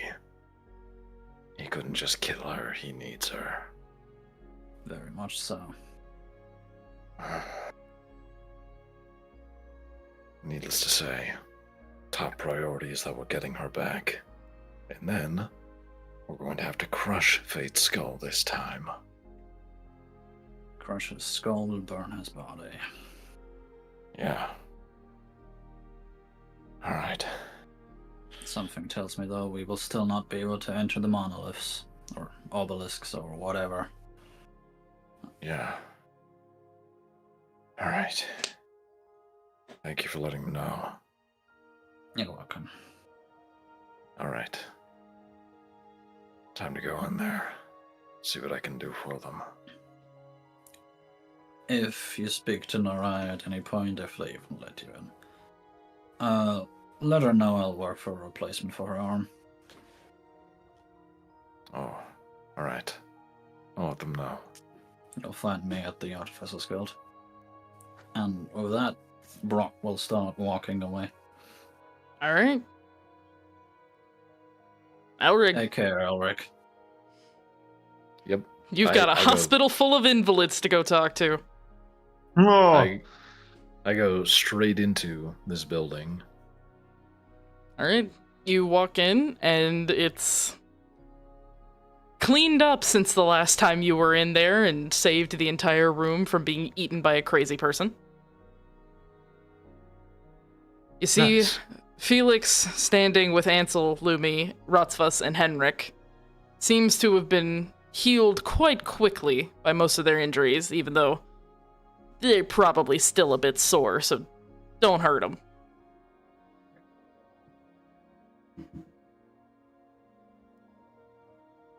Are any of you dead? Felix kind of turns and raises her eyebrows. Do we look dead to you, old man? Good point. Sorry. My head's a little cloudy. Before any of you ask, don't worry, I already know. Oh, thank God, we don't have to tell you. Oh, fuck, thank God. Yeah. Anyway. So how's the one with the Naraya, right? How are they hanging in there? She's just getting blood right now. They're gonna move her to a bed, so she'll be out in a couple minutes. Alright. Oh, and by the way, I would offer to regrow their limb, but my magic can be a rather dangerous thing. Don't want another Fenrir on our hands. Felix kind of like grits her teeth for a second and just decides to be the bigger person. Oh, not to offend you, Felix. My magic spreads the curse rather easily. Then I appreciate it you not passing it to her. However, it would seem that my father-in-law, Brock, can, well, procure a replacement for her hand. Well, That's good news. cool, I guess. so they're just outside my hospital room, right? Yeah, you're about to be wheeled out. Is she awake? Is Naraya awake? Yes, you are awake. You have not gone back She's under. been just sort of sitting there, receiving blood and aid and what have you, but she's sort of been just listening to the conversation a little bit. And you just hear from outside the door, well, you just hear from inside the door that you two are outside of. Would you say that you're giving me a hand? He's not here. No? Darling, I have just lived through an avalanche and a severely broken leg, and that was the most painful thing I've been through in the past 24 hours. Well, Luby's forgive me for laughing. going out. Forgive me for going out on a limb. I hate it. I hate it. Felix turns and she, like, leans in the doorway of the room. I hate it. Punning is supposed to be my job. Why are you taking my job? Because she's trying to sorry, break the ice. I didn't mean to. I didn't mean to make you feel threatened or anything. There, I mean, you should know I'm armless.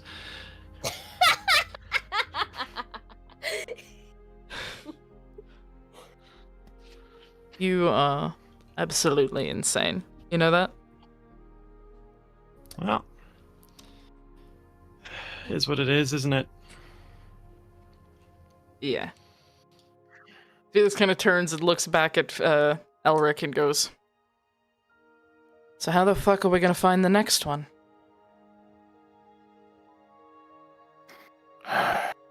Honestly, I have no idea. So we really are fucked then, aren't we? Maybe. But it might be a good bet to assume that wherever Fate is right now, he's probably at the last obelisk. And that's probably also where he's keeping Shanti.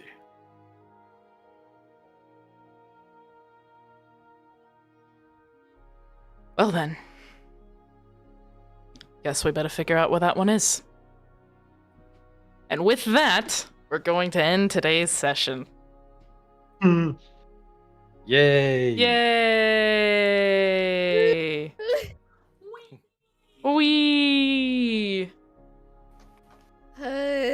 How y'all feeling? You're Feeling a great. evil, scheming genius.